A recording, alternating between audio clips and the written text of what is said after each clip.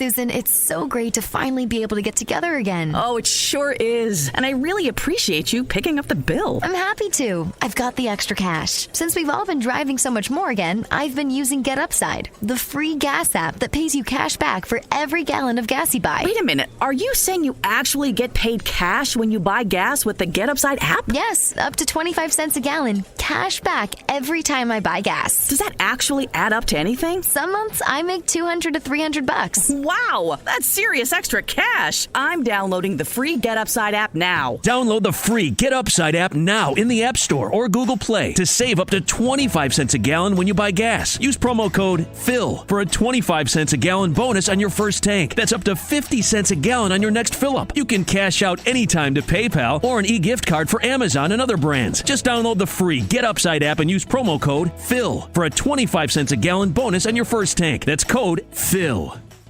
The following is brought to you by the Social Suplex Podcast Network. Hello, this is Zack Sabre Jr., New Japan Cup winner 2018. And you're listening to Keepin It Strong Style with my mates. Enjoy. Yo, this is Rich Latta from One Nation Radio. This is brought to you by the Social Suplex Podcast Network. We present to you the Ace of Podcasts, Keepin It Strong Style. Let's go. It's the Ace of Podcasts, Keepin It Strong Style. Covering New Japan, they ready to hold it down. Jeremy Donovan and the young boy Josh. Come and hit a job out and bury all the frauds. From the Tokyo Dome over to the G1. Social Suplex is the network where we can get it done. I'ma chill and let them have it, cause this is just an intro. Keeping the strong style, 6 stars from the get-go, boy. Yeah, from Tampa Bay to the Tokyo Dome, this is Keeping It Strong Style with your hosts, Jeremy Donovan and the young boy Joshua Smith. And thank you for listening. Welcome to the 200th episode of Keeping It Strong Style, the ace of podcasts on the Social Suplex Podcast Network. Jeremy Donovan here with the young boy Josh Smith and Karen Peterson of Post Wrestling. On today's show, you'll hear our interview with Rocky Romero. Also, we'll review G1 Climax 31, nights 3 through 5, answer listener questions, and cover all latest news in the world of New Japan Pro Wrestling. You can support our show by subscribing and following the Social Suplex Podcast Network or Keeping It Strong Style on the podcast app of your choice and leaving a rating and review. You can also get all the podcasts and columns over at socialsuplex.com.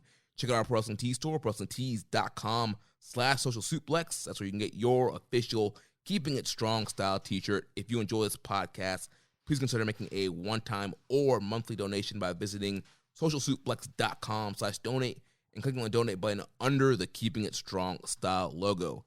This week's episode is brought to you by the NJPW EXT, the only browser extension for NJPWWorld.com with features like dark mode, improved translations and layouts, custom and shared playlists, synchronized viewing parties, and much, much more.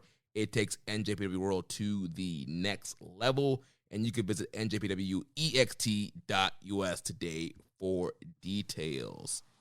Young boy, Karen, how you guys doing? Doing well, man. I realized the other day that I haven't been on the podcast since, December of last year? Yeah. Has it been that long? It's been that long. Like, I looked through the archive and I'm like, I could have swore I'd been on I could have swore it between was then and now, sooner than but that, too. I couldn't find anything. And I was like, I know it hasn't been. Best of the Super Juniors was not the last time I talked to these guys. Other than when we were in California, but that's probably why it doesn't feel like it was that long ago. Yeah. Right. But I'm doing well. How are you guys doing? Making it. We made it to the 200th episode, so congratulations. Yeah. Thanks. And if you guys didn't hear, we announced Karen as part of Post Wrestling, so that's a big development for you as well. Congratulations on that. Thank you. I'm very excited.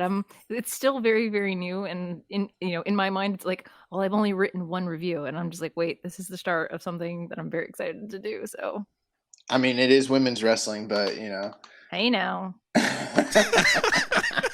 We're not gonna no young boy. We're not gonna go through your rounds on this one. No, I'm shutting that down. He's just trying to live the gimmick. Do I get to thrash the young lion? Do I get to because I'm a heel now, as we've gone over before. Yes, some signs of evil Karen on Twitter. Why would you do? You didn't see me? She had the dark lipstick, the dark eyeliner. Oh yeah, I saw that. I was trying out some makeup for Halloween, and everyone's like, "Is she a heel now?" I'm like, "No, I'm just." It's hard to wear black lipstick without getting it all over your teeth. So it's like you have to practice putting it on the right way. So I know, I hate that. I have trouble with that all the time. I'm sure you struggle with it all the time. Yeah, I do. When he's doing his Stardust cosplay. I'd pay money to see that. Well, Karen, thank you for joining us for our 200th episode celebration. And you guys, right now, we're going to get ready to throw to an interview that Josh and I did with Rocky Romero last week. Covered a number of topics, talked about New Japan Strong, the future there, talked about the Forbidden Door. We talked about the Roppongi 3K breakup. We haven't really heard Rocky's thoughts since Sho and Yo have broken up, so you'll hear his thoughts on them and Chaos. And yeah, this is an exclusive. Yeah. And if he talks to any other, media people, I'm gonna freak out because I was told this was an exclusive interview. You gotta get that edit and gotta upload it tonight, man. You can't beat around the bush on it. Time is of the essence. One thing before we do upload it, I wanted to say, it's well documented, just how good of a friend Rocky Romero is to our podcast. But in all seriousness, it was really cool of him to come onto the show because we didn't reach out to him this time. Like, he saw that we put out a tweet, mentioning that it was our 200th episode. And he's like, when you guys have me on, so the fact that he was like cool to kind of just reach out and, kind of come back on the show. First repeat guest, as far as like an interviewee. So I thought that was really cool of him, and just wanted to put that out there. I'm sure he's listening. You know how Rocky is. Well, I'm on the podcast, so of course Rocky's going to listen. Yeah. Karen's a big draw. He's a Karen mark. Who's not? Many people are. Thank you. At least somebody's putting me over. Well, before we go to that Rocky interview, like I mentioned, he's going to talk about the Roppongi 3K breakup. And we did have a question here from Reddit user Hawaiian Punch VB. And he says, how is Karen taking the Roppongi 3K split? How many sleepless nights have there been? Oh my I'd God. like to thank everybody for coming to my press conference today. It's been a very, very trying time. This is not a video podcast. No one is seeing this. I just wanted to do that for you guys because I needed to make it light. No, it was one of those things when, I was still in LA. It was the day after Resurgence. Woke up, opened my laptop. I was ready to watch the New Japan World. Made sure I didn't, look at Twitter. Or so I thought, because I left Twitter being the tab open on my browser. So the first thing I saw was Sho giving Yo the shock arrow. And my feeling was like, it's about damn time. But yes. It wasn't the pattern I was expecting. I was expecting it to be the other way around. That Yo was going to be the one to turn on Sho. And it was refreshing because, I'm sorry, my dog is just being noisy. She's not keen on 3K breaking up either, apparently. It's all good. But she's going through it. She's like, no, we're not going to talk about it, Mom. It's fine. We're fine. But it's one of those things where they've been together for almost 9 years at this point. They need to split to grow. Whether it means they both turn heel or one turns face, it's left to be seen. When I saw Rocky at the New Japan Strong tapings in LA, he was very optimistic for them. He was happy for them. He gave me a hug. It was good. It's like I'm getting through it, but it's one of those things where I need the company to do right by them, and now they have the opportunity to make 2 stars because the junior division needs more stars. Well, the unfortunate thing is these wrestlers, they really live the gimmick. So friendship over, not traveling together anymore, not calling each other on birthdays, Facebook friends, that's done. It's over for them. Blocked. Well, it makes it easy because Yo, when he got injured, deleted all of his social media. And when he came back, he brought back only Instagram, but he hasn't updated since prior to their match at the MetLife Dome. And I wonder why he didn't do a podcast with him the next day talking about the angle that they ran and, you know, how successful it was or wasn't. Well, here's the thing is that Show does the podcast for the junior heavyweights. The last time, one of I think it was the second to last episode was when he had Yo on. And Yo made the comment, if either of us is turning heel, it's going to be Show. He's the one who started wearing black before to break up the color scheme. Yeah. So it was one of those things where like usually when someone turns heel, like when Evil did last year, they terminated all of his New Japan official blogs and everything like that. And they've recently terminated Show's blog, but his podcast is still like a loose end because he hasn't done an episode since the summertime when he was still a babyface. So it's one of those things where people are hoping that they're not going to just like turn around and give it to Master Watto or to Gucci. Because Show's podcast was actually really, really good. But it's one of those things where in the match, I don't know if you guys noticed this when Show was about to get smacked with the chair, he had made this big deal about not calling Yo-san anymore. He was like, no, you're just Yo to me, you're nothing. And he basically dropped the honorific whenever he would address him. But during the match, he started begging Yo as Yo-san not to hit him. And Yo fell for it. So it's one of those things where when Yo was in the backstage area and he screamed and he's like, please give me time. I don't know if Yo's going to come back at Super Juniors a heel. Because the one place I thought he was going, pick somebody else over the weekend. And or if he's going to leave. He says he's going to stay in Chaos. But I'm just wondering if he's going to go be a face somewhere. I don't know, LIJ or Hontai. I don't know what they're doing with him. I genuinely don't know, but I'm cautiously optimistic. I'm not going to stop cheering for either of them. I'm not going to pick one over the other. I love them both, and they know that. So there. The end. Yeah, it's going to be really interesting to see what happens with those guys. I'm sure that story will progress during the Best of Super Junior World Tag League Tour that'll be coming up at the end of the year. But we're going to throw it to the Rocky interview right now. And after the Rocky interview, you're going to hear some listener shout-outs that people sent in, congratulating us on 200th and giving their favorite memory of the show. And then we'll be back for going over these reviews. Welcome to the 200th episode of Keeping It Strong Style. Jeremy Donovan here with the young boy Josh Smith, and we are celebrating big this week. We have a very special guest joining us for a celebration, the former IWGP Junior Heavyweight Champion, former 8-time IWGP Junior Tag Team Champion. He is Kazuchika Okada's best friend and our good friend, Rocky Romero. Rocky, how you doing, man? I'm doing well, and I hope for the rest of my life that's like the highest honor is that you're just the Rainmaker's best friend. I just wear that proudly. I should get like a tattoo of him like on my face. You should get the Rainmaker logo, like the money, like the R with the money sign. Yeah, just like right here, like on your neck. I see a lot of guys, they have the neck tattoo going on. A lot of the boys do neck tattoos. Yeah, that's true. Well, when I had first met you a couple years ago at WrestleMania weekend, and then we talked about it on the show, and you were like, hey, one day I'll come on. And we were like, yeah. It kind of became a running gag. We kept saying like our good friend Rocky Romero, but you never came on the show. And then we got you on for the 100th episode, and we were like, we can actually start calling him our actual good friend. So same relationship that I have with Okada is like basically. Yeah, Let's go. Good to know. But yeah, Rocky, thanks so much for joining us for 200 episodes. Just chatted up a little bit here for you. And, one thing that I want to get your thoughts on is the breakup of Roppongi 3K and your thoughts on the future of Show and Yo. Jumping right into it. Yeah, right. Damn, hard-hitting question. We go in deep here, no man. No wonder you don't show up every week, Josh. I'm like, fuck, this guy's too much.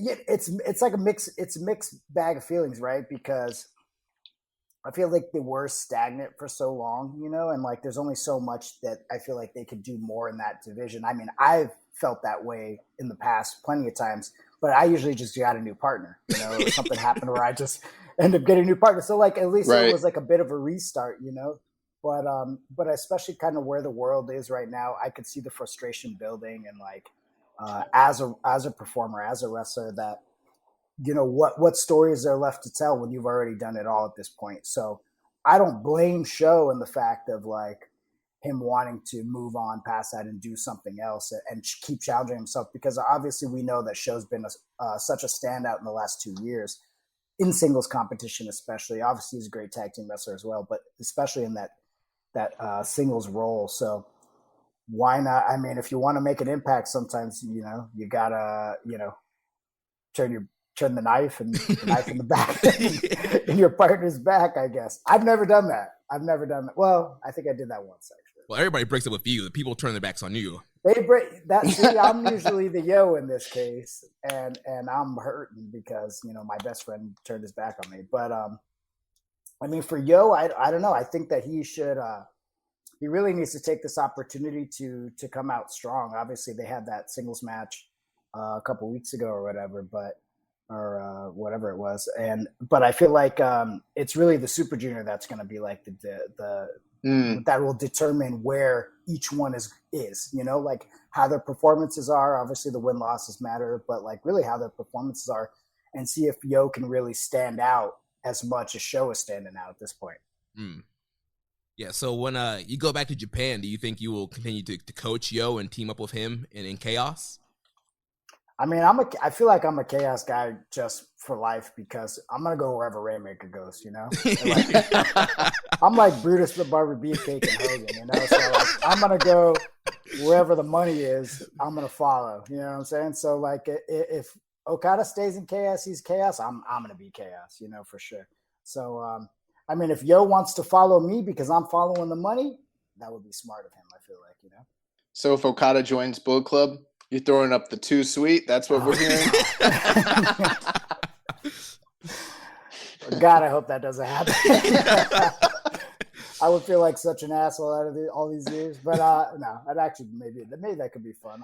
I would probably pop every time I go to do my fingers. They'd be all goofy. I'd be like, "What am I doing?" I mean, you're kind of quasi Bullet Club. You're best friends with Machine Gun and Big LG. Kayfabe. Come on, man. This is a New Japan podcast. We don't talk like that here. No, that's true. That's very true. I mean, they're kind of former Bullet Club, though. Right. They're not current Bullet Club, right? I know like there seems to be everybody seems to weigh in on who's Bullet Club, who's not Bullet Club. I mean, but I don't really feel like they're Bullet Club anymore. I mean, obviously they're, they've got their own thing going on with the Elite and AEW and Impact and everything. And so, yeah, I don't really consider them Bullet Club anymore. The real question is Jeff Jarrett still Bullet Club? That's what I want to know.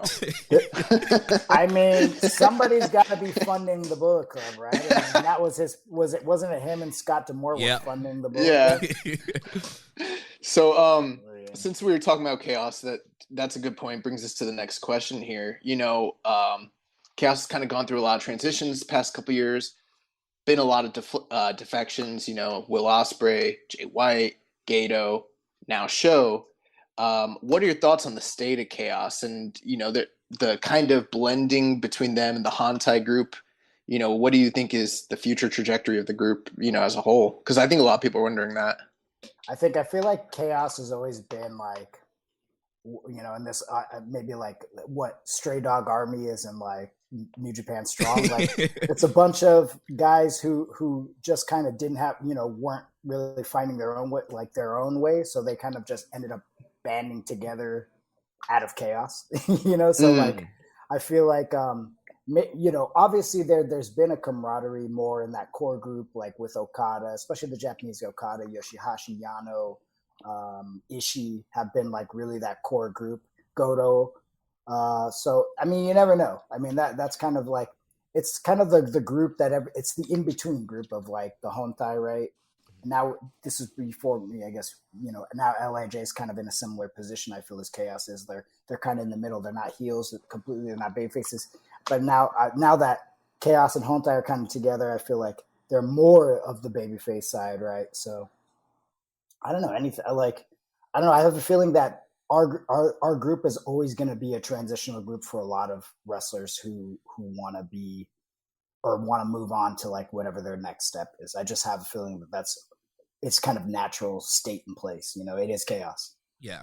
We haven't seen any like new additions in a while. I think probably Robbie Eagles, maybe the last addition to Chaos. We're seeing a lot of good call. A lot of other groups. We're seeing Bullet Club adding members like that Chris Bay, and they're manning up there. We're seeing LIJ. They got Chingo recently. So what's the plan for Chaos? Any new recruits on horizon?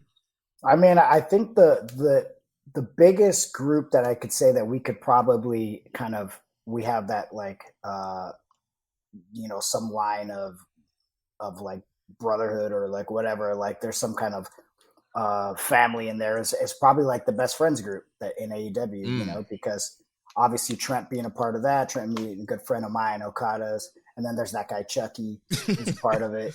And so you never know, like you could see obviously Orange Cassidy or somebody, maybe like I could see that kind of happening, or like some kind of team, like if there's Chaos guys that went to AEW, I could see that kind of being a thing, Yeah, that would be cool. Orange Cassidy and Okada as a tag team would be just comic gold. Yeah, that'd be awesome. Yeah, that would be sick. But you made a quick return to Japan this year for the Summer Struggle Tour and Wrestle Grand Slam. What was it like being back in Japan, and especially in that clap crowd environment? I hadn't been in Japan for so long, and it had been so long since I wrestled. I think the last match I had was after the Tokyo Dome, the New Year's Dash date that we had, and we did like a 10-man or something. Yeah. So I mean, it had been a long time. So like for me, it was just good to be like back in Japan, being back in front of the Japanese crowd, and I feel like they were like happy to see like somebody fresh. Even though I'm not like a fresh wrestler because I've been there for so long, but like fresh in the mix, I guess. Sure. So I mean, it felt good. It felt good to be back. I thought me and Taguchi had a really good showing that tour.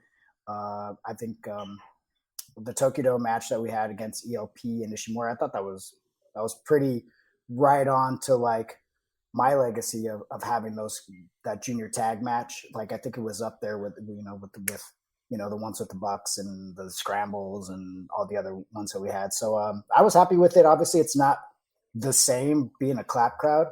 And I do hope that soon, maybe whether it's by Tokyo Dome or after or sooner than later, that they just they lift that rule and we can get back to just crowds at least cheering. Even if they're 40%, at least just cheering. Sure. Well, like you said, you haven't been in Japan as much this year, but on the flip side, you've been doing a lot of interpromotional work here in the States. Any favorite places that you worked this year? Favorite opponents, matches that stand out to you? Opponents, Josh Alexander is definitely somebody who stands out. I think like he's kind of on the cusp of like probably doing something really big. I feel like, he has a big Impact title match coming up at Bound for Glory against Christian. He does. Right. I mean, that's obviously huge.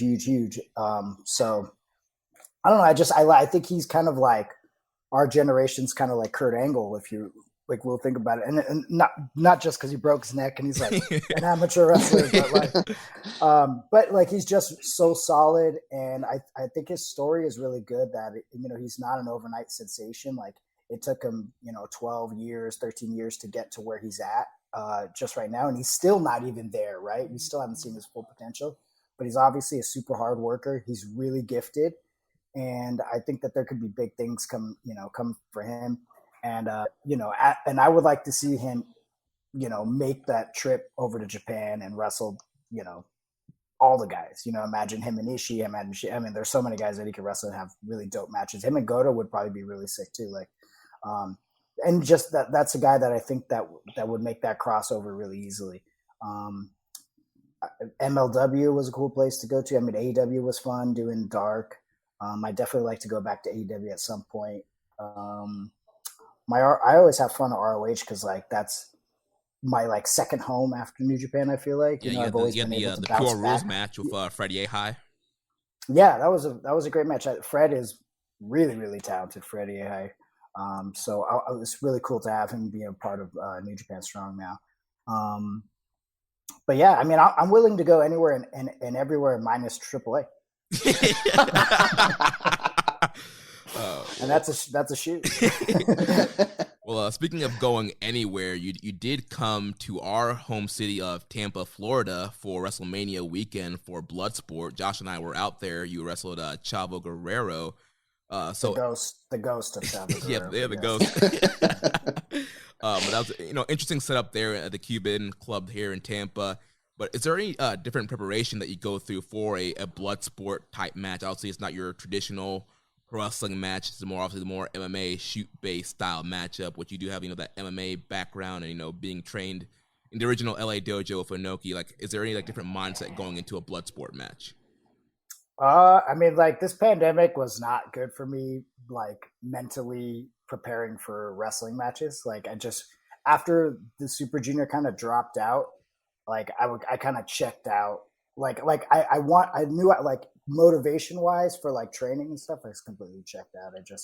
That was always the pinnacle for me for the year, right? So preparing for it, I was gonna go into an MMA camp was always important, and then I just kind of fell out. So Bloodsport was the one thing that kind of started to get me really excited. So when Josh had asked me to do the first one against Simon Gotch, and it went really well, I started to get kind of motivated again.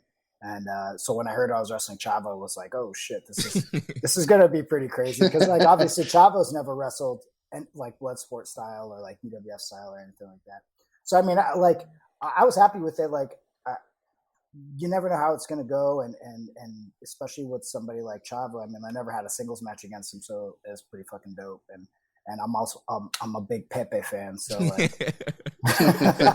it was kind of cool to kind of just hey, I'm in there with a guy who I used to watch on Nitro, and him and Eddie idolize, so it's this is pretty sick. But preparation wise, I did go and train with Josh, I think once. And then I feel like most of that stuff is kind of just secondary to me. I drilled it every day for years and years and years, especially at the original LA dojo. We barely did any pro wrestling training. We were just getting our asses kicked by whatever shooters Inoki brought in that week, so, and Josh included. So, I think the preparation had already been done years ago. Yeah. Nice. Do you think we'll see you, you in Bloodsport in the future? Yes, absolutely. I may be doing a different role coming up on the next one. Gotcha. So I hear. So referee? Yeah, I'm going to be who is that guy? Yamada, or with some kind of ball referee? Who's that guy? Yeah, I'm going to do that. Yeah. We'll see. No, that's cool. So recently there was a Roppongi Vice reunion in AEW. You kind of alluded to it. Obviously, Trent, he's kind of on the shelf right now, but is there any chance of a Roppongi Vice reunion on Strong? Or, could we even see you guys maybe challenging for titles in AEW or somewhere else? I would love that. And I think that could have been a possibility. Maybe if Trent didn't get injured, I think that easily could have happened. But it's kind of cool because I think the spot that maybe I would have been in got passed to Wheeler, which is dope for him, and I'm really happy for him because I want to see him succeed. I believe in him a lot. Yeah. So my old ass can just go in whenever, so whenever they need me. Going for the hot tag. Yeah, just give me the hot tag, but Trent take all the heat like usual. But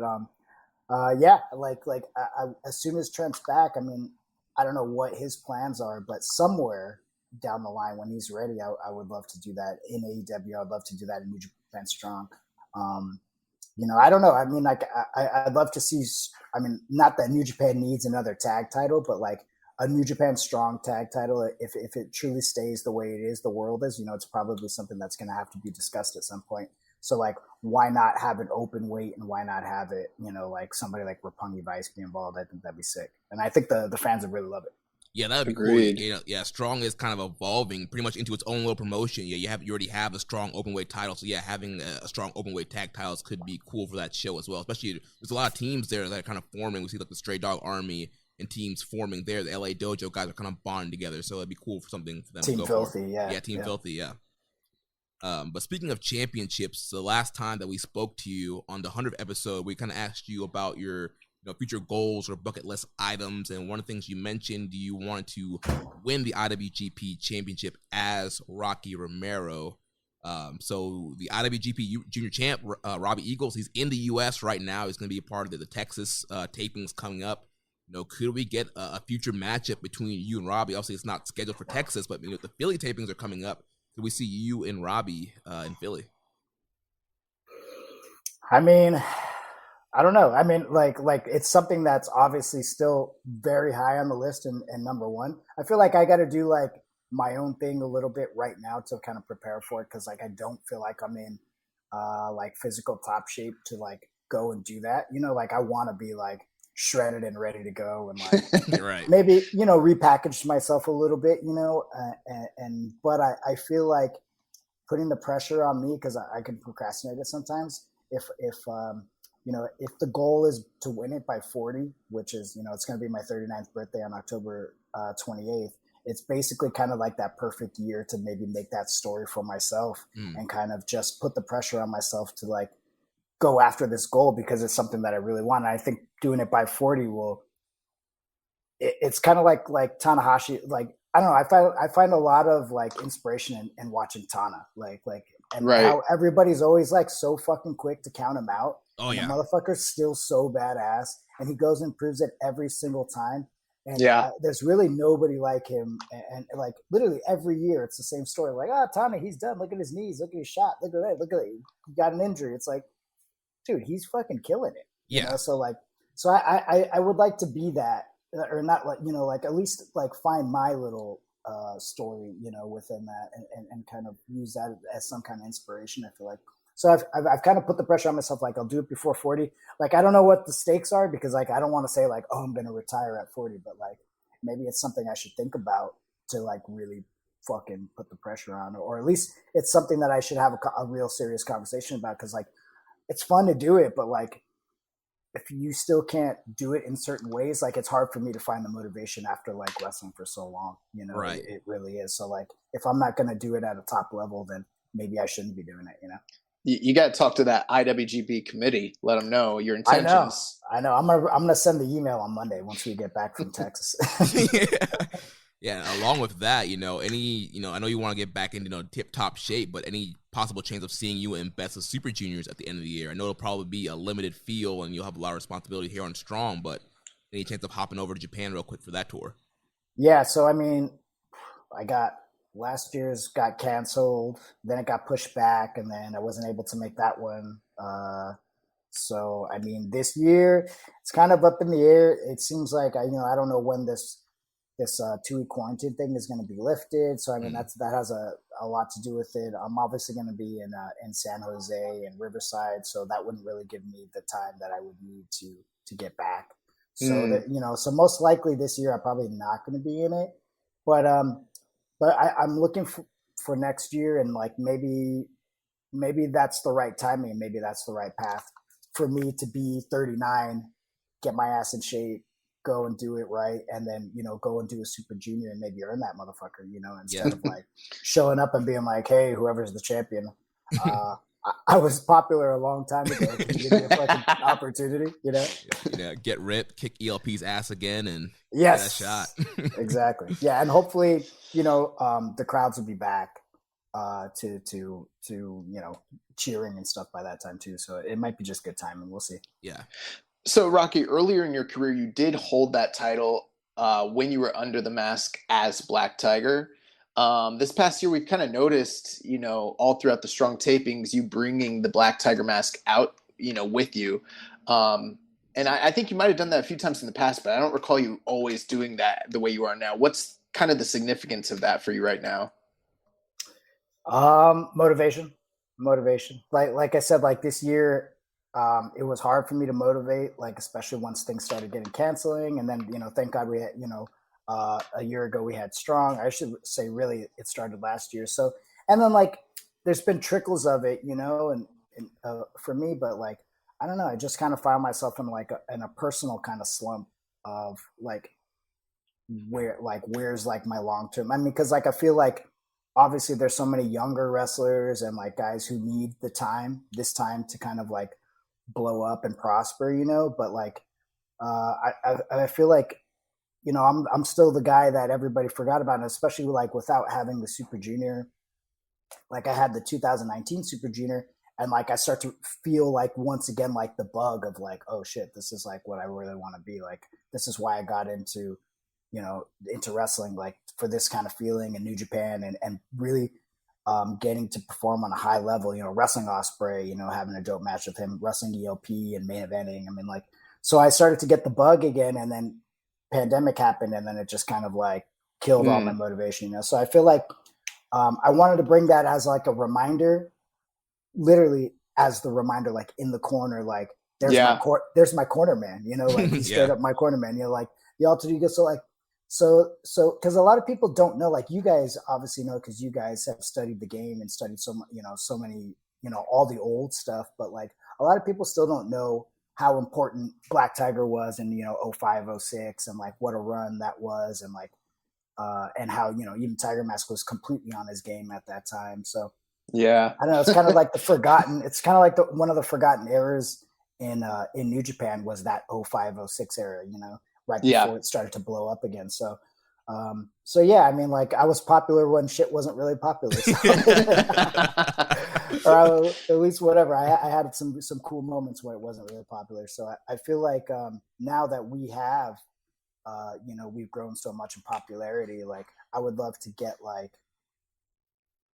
that feeling of like it's all on you. You know what I'm saying? Like it's nice to do it in a tag team, but it's so much more challenging when it's just on you and like the other guy you're in the ring with. Like it's just so much more challenging, so much more fulfilling. So I don't know. I just want to feel that again, I guess.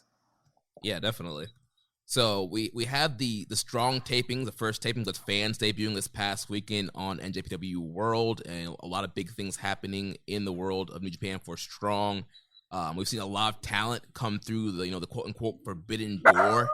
How much of an impact do you have on guys coming in? Is there anybody that you currently have your eyes on that you want to bring in on Strong?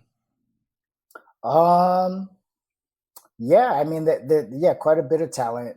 I've kind of personally scouted, like obviously like Wheeler Yuta and who else? I mean, Alex Zane. Maybe not so much Zane. Actually, Zane was in the conversation I think before. I think Ospreay had brought him up. Alexander James, Russ Taylor. A lot of the guys that got scooped up. Hey, but they're free now. Yeah, but I think that's the good thing about Strong too is like, I'm glad that people are getting opportunities because of what Strong is bringing to the table and giving them, the platform that they have, and just maybe giving them the validity of like, hey, these guys can, are good performers. They wrestle like with New Japan, which is obviously known for being, top level. So I don't know. That makes me happy personally, because I know how hard it is, and I know like, for a guy like Russ Taylor who's been going at it for so many years, I've known him for I don't know, maybe 15 years, 20 years, I don't know, but like him getting the opportunity finally and signing, pen to paper and putting a contract in his hand was pretty dope. If Strong had anything to do with that, then I'm fucking over the moon, ecstatic, Yeah, I remember the first time we saw him and I'd never heard of him. And I said to Jeremy, I was like, dude, this guy's been wrestling a long time. Like, how has nobody ever heard of him? He's incredible. Yeah. Right. I mean, and that's kind of just like maybe due to like living on the West Coast. You don't really get as many opportunities as like you would like besides PWG maybe or something like that. So like New Japan being mostly on the West Coast now is being able to give that kind of SoCal or NorCal or whatever Washington kind of area like a better platform than they would normally get. If you're not, otherwise if you're on the East Coast, you can usually make a splash, right? But yeah, either way, so like it's just cool to have Strong be that. People that I'm looking for. I've been like looking. I just went to the GCW show not too long ago in LA where it was Suzuki against Gresham. So like I'm interested in what GCW is doing. I think they've got a really they've got their finger on the pulse. So I feel like probably people who are involved with that. There's probably a lot of really good young high flyers and even somebody like Tony Deppen, I could see being a part of Strong and doing really well. I I mean, the cool thing about Strong is really like the battleground for all these companies. I mean, like there's literally nobody's been off limits except for if you're from NXT or WWE, AEW talent, Impact talent, ROH talent. Like maybe they're not all on, terms like daily, but somehow we're able to get the pass because we're New Japan somehow that we're able to have all these companies kind of come together on Strong, which is kind of unique and kind of dope. And when you think about it, like, of course there's all of Forbidden Door talk, but like, I feel like New Japan Strong is kind of really maybe part of that, like I think Strong is the real Forbidden Door. Yeah, that's the politics has kind of been like, oh, it's okay. That's like how like Maple Leaf Gardens was in the 80s, or like Hawaii, like all the guys from all the other territories were allowed to work there for some reason. Nobody knows why. Really? Yeah. We're the new Maple Leaf Gardens, baby.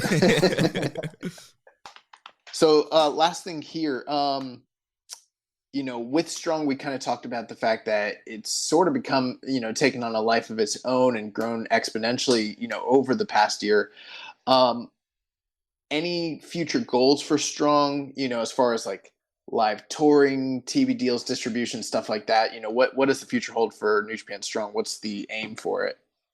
No, I think the number one goal would be to secure some kind of free television or cable television, obviously, or maybe some kind of streaming deal where, maybe, somewhere where it's like easy accessible and on a platform where like it could definitely get more eyes. I mean, obviously, like there's, our main show, World Pro Wrestling, like whatever that was, like what AXS was before. I mean, obviously that show is probably going to be always a little bit more sought over because it's got the bigger talent and the big arenas and the big crowds, but I think that Strong has a good opportunity to maybe be on a smaller platform, like maybe it's an ESPN3 or something like that, or 2, or, whatever, like Fox Sports West, I don't know, something where maybe even regional would be a big plus. So I don't know. I wouldn't count that out. I think that's probably the goal. And then obviously I think establishing a good fan base on the West Coast in LA would be smart, just because most of us live here and it's easy and it makes the, Strong tapings way more affordable when we're in the West Coast. And then going on tour maybe like every other month to like, wherever, New York, Philly, East Coast, Tampa was great to us, or St. Pete area was awesome to us. So like, just want to travel. And I think just a lot of people still don't know what Strong is, like most casual fans. So I feel like it's going to take touring. It's going to take obviously another platform to be on besides New Japan World and Fight. And, but I think we'll get there. And I think it's just all good timing, Yeah, but I definitely think it's starting to get some more buzz now. You have fans back for these tapings. I mean, this past weekend we had Ishii on there. You had Tanahashi.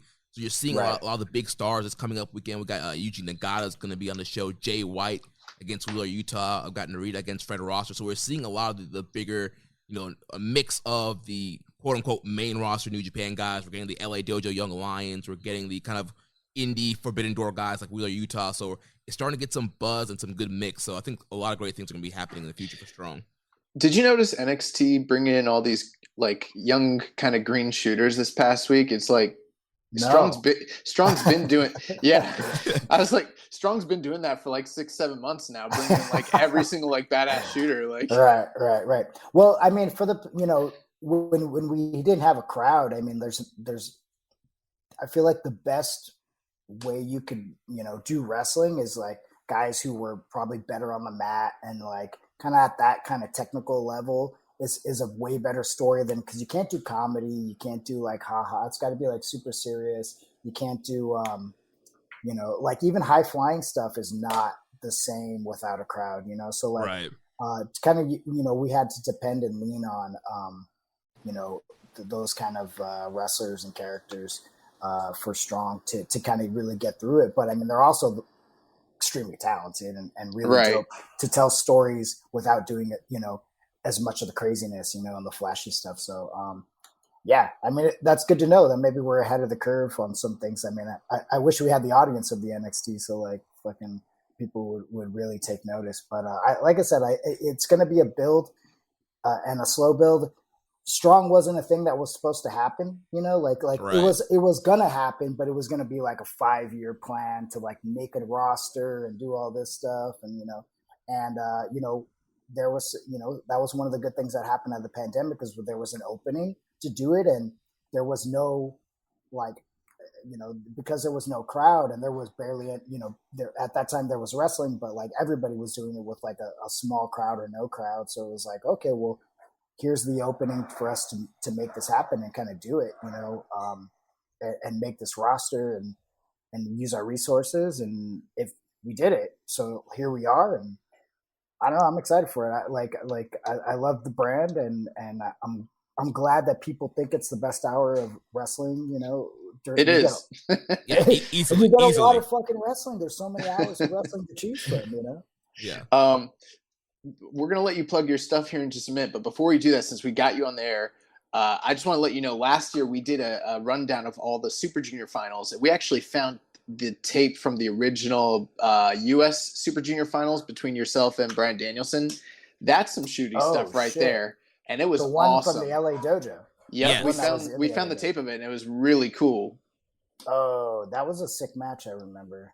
Y'all were hitting the shit out of each other. You guys were live rounds, very snug.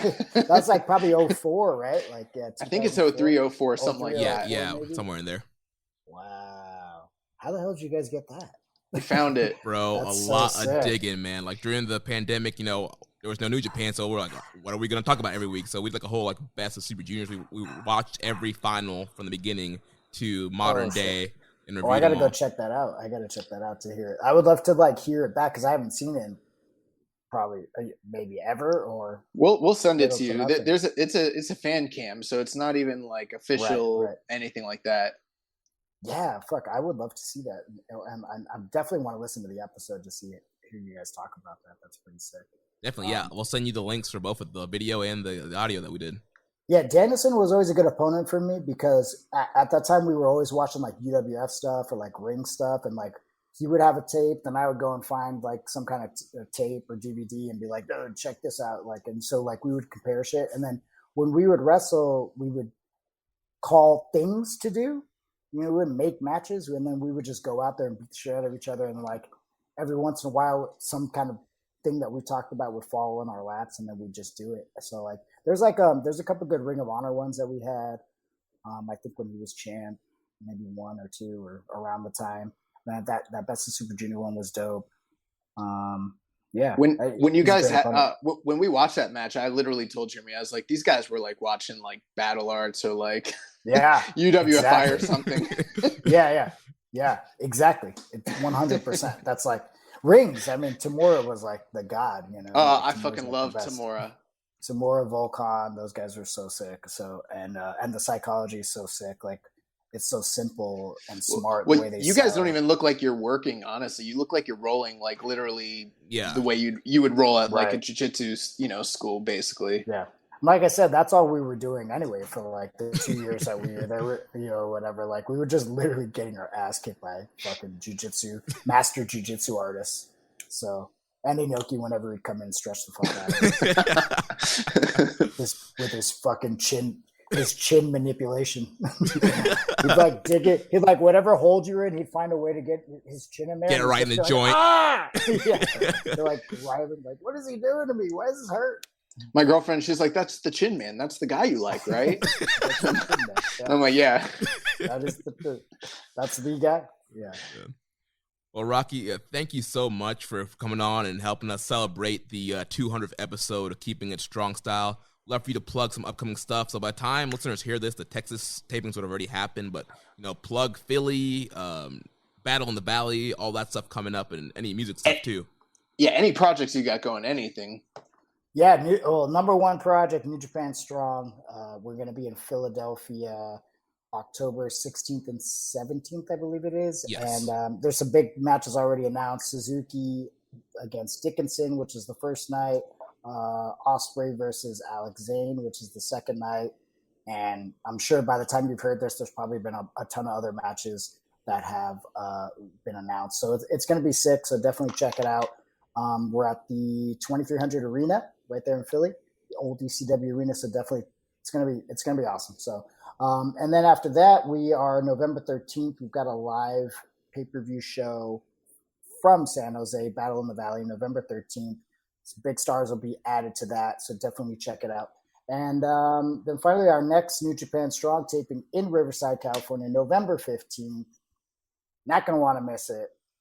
A lot of big stuff going to happen for that one, so definitely check it out. And then we should be making some new announcements for tour dates in December, January, and February, probably pretty soon. Yeah, within the next few weeks or so. So definitely follow NJPW1972.com for more info, or the Twitter. My personal Twitter handle, I retweet everything. So if you don't feel like following New Japan, you can just follow me, and I usually just retweet it and give you all the info. I'm at Azuka Rock, AZUCARROC on Twitter and Instagram. Give me a follow, give me a hey, and of course, I got a podcast with two other idiots, Machine Gun Carl Anderson and Luke Doc Gallows. They're my best friends. Don't tell anybody. They're also part of the Bullet Club, I heard. But don't tell Okada. And so we every Sunday we drop a brand new podcast. It's just like stories from the road, or old stories of shit that we've done, dumb shit we've done. Sometimes we drink, and we talk shit, and it's just a lot of fun. It's like 30 minutes. It's one of the easiest podcasts to listen to in all the land. So and don't forget to check out New Japan Strong every Saturday night now. No more Fridays. Every Saturday night on Fight TV and NJPWWorld.com. Hey guys, this is Dan Coffin, aka occasional guest host of the 8-Bit Suplex, aka the Ghoul, aka the Old on Top. Congratulations, Jeremy and Josh, on making it to 200 episodes. Your passion for not only New Japan, but all wrestling is infectious and comes through on every episode. If it wasn't for you guys, I probably never would have discovered one of my favorite wrestlers of all time, the Dragon Shingo Takagi. I feel very lucky that I get to call two of my favorite podcast hosts good friends as well. Keep up the good work, and I look forward to congratulating you on 500 episodes someday in the future. And one more thing, when you get a chance, can you finally get me that definitive list of all the recommended matches? That way I can finally do my research. This comes from Reddit user Grunty Dodds. My favorite Keeping It Strong Style moment was when you were rating the NJPW roster on the heart scale during the pandemic shutdown. When describing Doki, Josh said, "He looks like a goon from Streets of Rage who gets taken out with just 3-punch combo." I still laugh at that super specific shade. Thanks for answering my dumb questions over the years. Hey, Jeremy and the young boy Josh. Greetings from the Midwest. Congratulations on 200 episodes. That is a great achievement, and looking forward to many, many more. I found the podcast early lockdown and have been listening ever since, so love it. Look forward to it every week. I really appreciate your guys' analysis and breaking down the booking and the kind of in-ring storytelling, the details, which has really improved my experience watching New Japan. So thank you for that. My favorite thing about the show really is when you guys are talking about Doki and that official Keepin' It Strong Style opinion that Doki is raw, which I agree. And I'll always get a big pop when Jeremy says Doki's not going back to Mexico. Always a big pop. I appreciate you guys. I appreciate what you're doing, and congratulations again on 200 episodes. Hope to run into you boys at a New Japan show somewhere in the States sometime in the future. Keep up the great work. Keeping It Strong Style. Ichiban. Hey, Jeremy, young boy. It's longtime listener, question poser, and Discord dad MJ Does PR. Wishing you congratulations on 200 episodes of Keeping It Strong Style. Thanks so much for everything you do and all the work and effort you put into this show and the community that supports it. We're riding with you from the Wrestle Kingdom episodes to the World Tag Leagues. Cheers on the first 200, and here's to 200 more. Keeping It Strong Style. Ichiban. Hey, Jeremy and Josh. Sam from Wrestling Headlines here. Congratulations on 200 episodes. Absolutely massive achievement and a massive amount of dedication and work from you guys putting out the Ace of Podcast, the best New Japan podcast out there. Thank you from me for being a really important part of my fandom of New Japan. I would not have been able to discover it and explore it and enjoy it the way I have without you guys. As far as fun memories, I think I would have to say going back and forth with promos with the young boy back during the Ricky and Clive Quiz Time Invitational. Dueling promos with him would have to be up there. Probably you guys wiping the floor with us every time we did me and him did a wrestling headlines, Wrestle Kingdom preview predictions column. That would also be up there. But a big congratulations to both of you. And thank you so much for all the work you've put in over the years with Keepin' It Strong Style. Congratulations on 200 episodes, fellas. I'm so happy to see everything that you have achieved throughout your journey.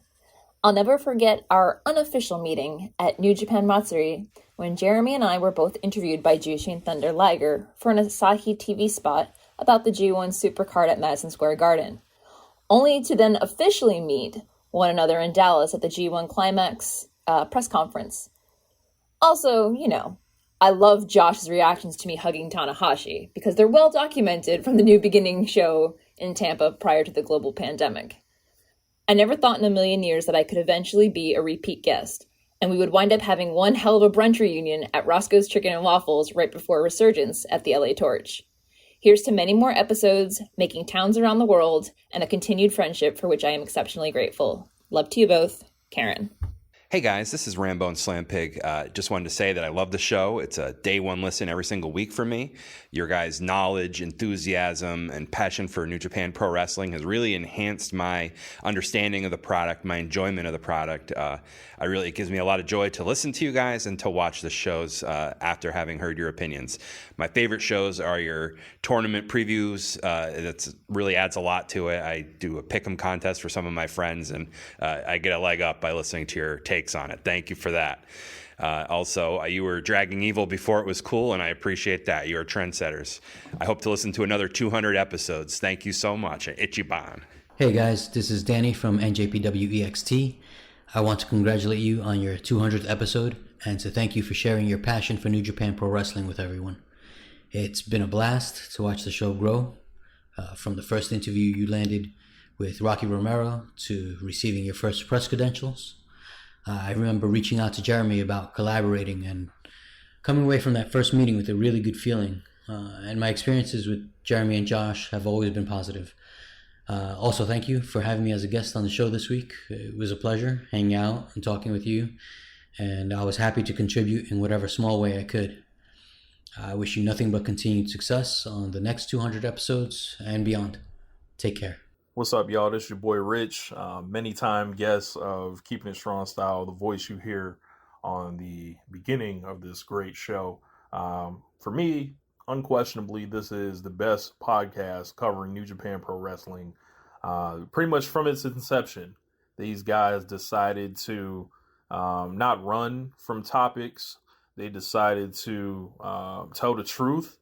A lot of times when, people didn't want to hear the truth, like they're not, saying this stuff to make you feel good. They're telling you what it is, and really capturing the culture around New Japan from as early as like the U.S. expansion, the era of like Kenny Omega to everything that's happened since, and from Wrestle Kingdom 19 onward, and then giving it to you in real time, like how the journeys of each wrestler are going, like looking at Naito and Josh being able to predict Wrestle Kingdom main events and which way they would go, and Jeremy's just thorough analysis on every show. And I don't think you guys know the amount of dedication that it takes to not just cover the big events, right, but cover the small events, to tell us about these Road to shows and these young lions and everyone that people that it's hard to say like anyone's the best at anything, but when you're talking about the best, and I mean that like Santana and Ortiz, it's unquestionably Keepin' It Strong Style. This is your boy Rich. Congratulations on 200 episodes. Hope to hear 200 more. Hope Gato gives you guys more to work with going forward. And one day I'll return to the show.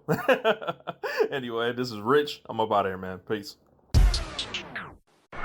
So is this the line for Dragon's Maze? This is gonna be awesome! Wow, the line is really long. Mommy, there's no shade. We'll meet up later. How long will you wait? As long as it takes. So you guys are only gonna do this one ride all day? It won't be that long, probably. Mom, can you get us food? But wait, are they cutting? Caleb, food is so far away. Should I say something? Daddy, pick me up. Mom! Hey, there's a line here. Daddy, swing me. That's like 20 people. Oh my God. One person holds the line for 20 people?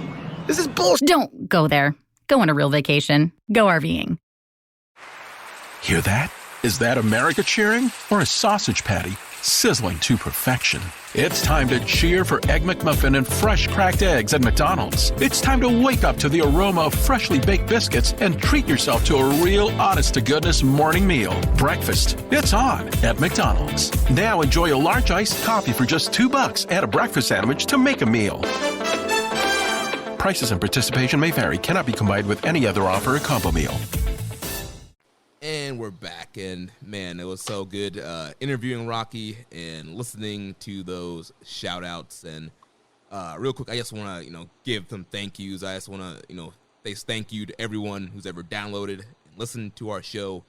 Thank you to everyone who has shared, retweeted, and upvoted the show. Thank you to everyone who has donated and bought a shirt. Thank you to everyone who has entered any of our contests. Thank you to anyone who's ever submitted a question and left a comment, rating, or review. And thank you to everyone who's been a guest on the show over the years. Thank you guys for helping us get to episode 200 of Keeping It Strong Style. Yeah, I'd just like to echo those sentiments. Jeremy was pretty exhaustive in his his thanking of everybody that's kind of contributed or had any part to play in what we've done. But 200 episodes is a lot. This thing's been going for a long time, and we're just from the bottom of our hearts very grateful that you guys listen, that you guys contribute. And if you haven't, feel free to leave us a rating or review, or to drop a comment, or buy a shirt, whatever you'd like to do to kind of help get the word out about Keeping It Strong Style, so we can sort of expand what we're doing here. Yeah, we did have a couple questions. First from Grunty Dodds. He asked, what was your favorite match since starting the podcast?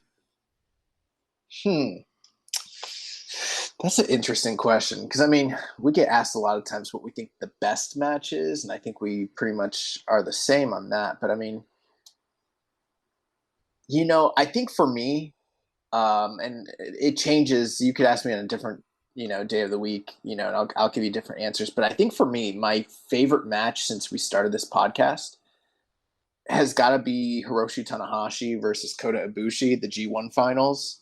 That match, literally, I don't know, I get emotional watching that match when I see that moment where Tanahashi is firing up and walking through Murder Ibu's slaps. That gives me life and energy. It's one of my favorite wrestling moments of all time. So that'd probably be my answer. Yeah, and that was fun. We watched that at the old dojo, me, you, and Rich. That was a great day. I'll never forget watching that together. You throw in favorite versus best, and also I think of best. I think of the 2 out of 3 falls of Omega and Okada, but one of my favorites, though, is the Best of Super Junior finals with Shingo and Will Ospreay.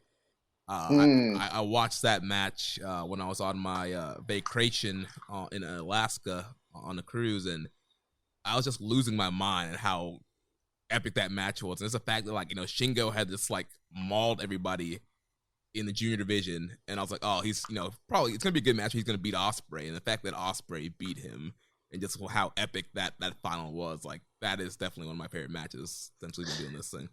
Well, I don't want to leave Karen out. Karen, from about 2018 to now, do you have just not the best match, but just a personal favorite from New Japan over that period of time? I'll pick one that's not a show match. I'm gonna go with the Best of the Super Juniors final last year, Desperado versus Hiromu. Wow, nice. Yeah, that was another great final. It was a lot to unpack. I'm wondering how that's going to do come award season, because it has all the recipes of being a junior match of the year candidate, but it happened literally a year ago, and I'm wondering if it's going to be lost in the shuffle or not. It's it's in that limbo tail end of the year where it's it was on very end of December, but still before the last dome, so we'll That's see. why I'm not a fan of these Super Juniors going on. We'll talk about that more, but I'm not a big fan of that. Yeah. Oh, I've got feelings about Super Juniors being just like thrust at the end, stapled at the end of the year right before Wrestle Kingdom. Yeah. We also had a question here from Discord from MJ Does PR. He says, what have you guys learned and would share with others about pursuing passion projects? And what is the most surprising part about the past couple of years?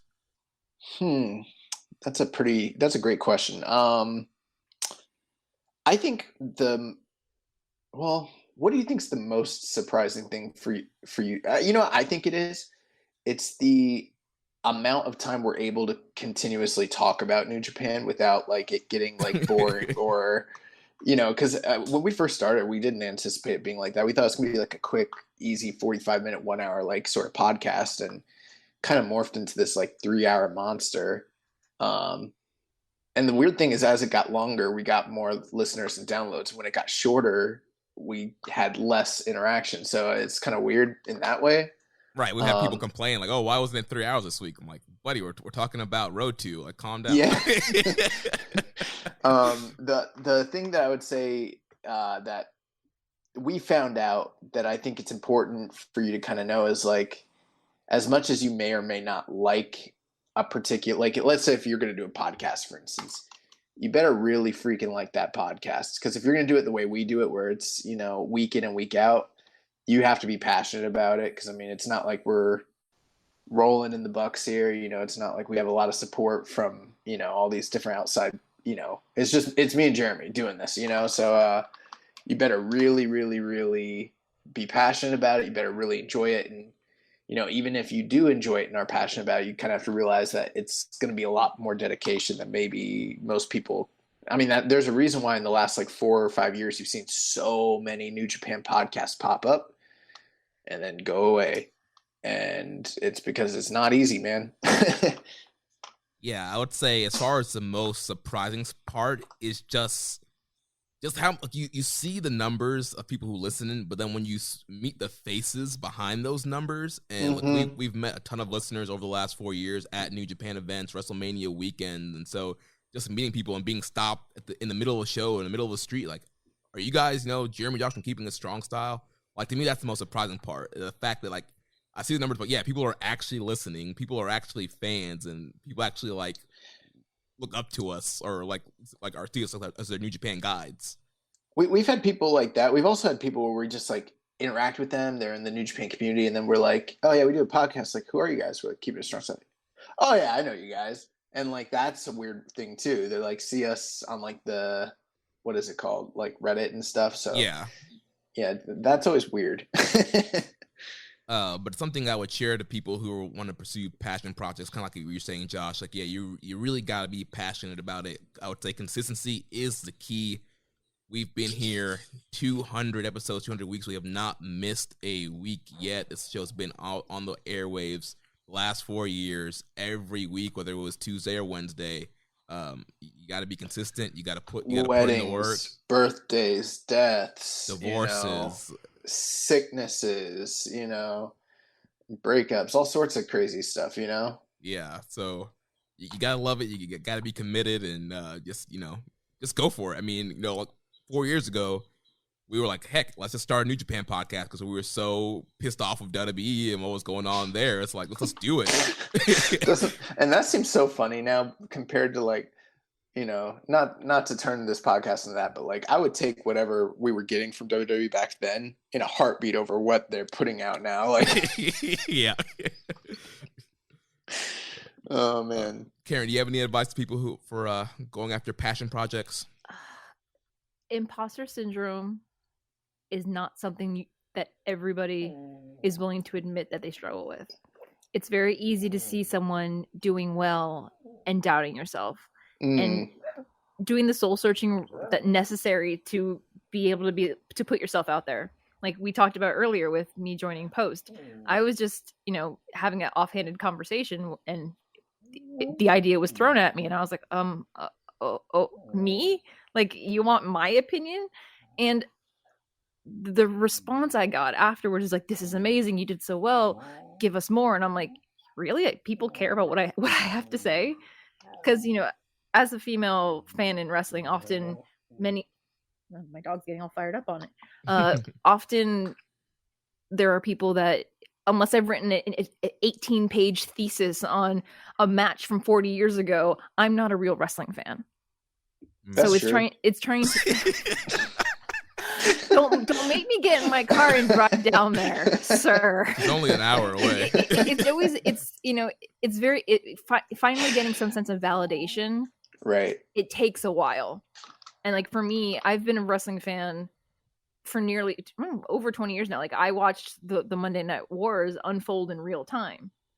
And that was a different time to be a female fan. It's much different now, but there's still, as someone who went through that particular era, there's still like all this year later lingering feelings where it's just like, am I enough to be a part, to have a seat at the table? So I mean, I'll speak to that for a second, and I don't usually do stuff like this, but Karen, most of that's bullcrap. And here's why.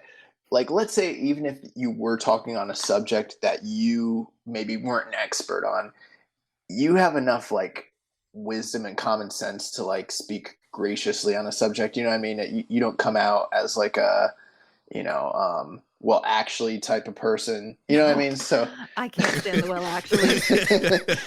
The reply guys, get out of here. So, I mean, I don't know, like the idea that you have to qualify, your opinion on something like that, that's ridiculous. Like anybody that's ever heard you like talk, I mean, there's a reason that you're on this podcast. Thank you. Yeah. But yeah, it's a struggle. And and the thing is, like, I don't even say stuff like that unless it's like for real. Like if I didn't think that, I'd just be like, okay, let's move on. I appreciate it. Thank you. I'll put that in my mindset that like Joshua and we're good. He supports me.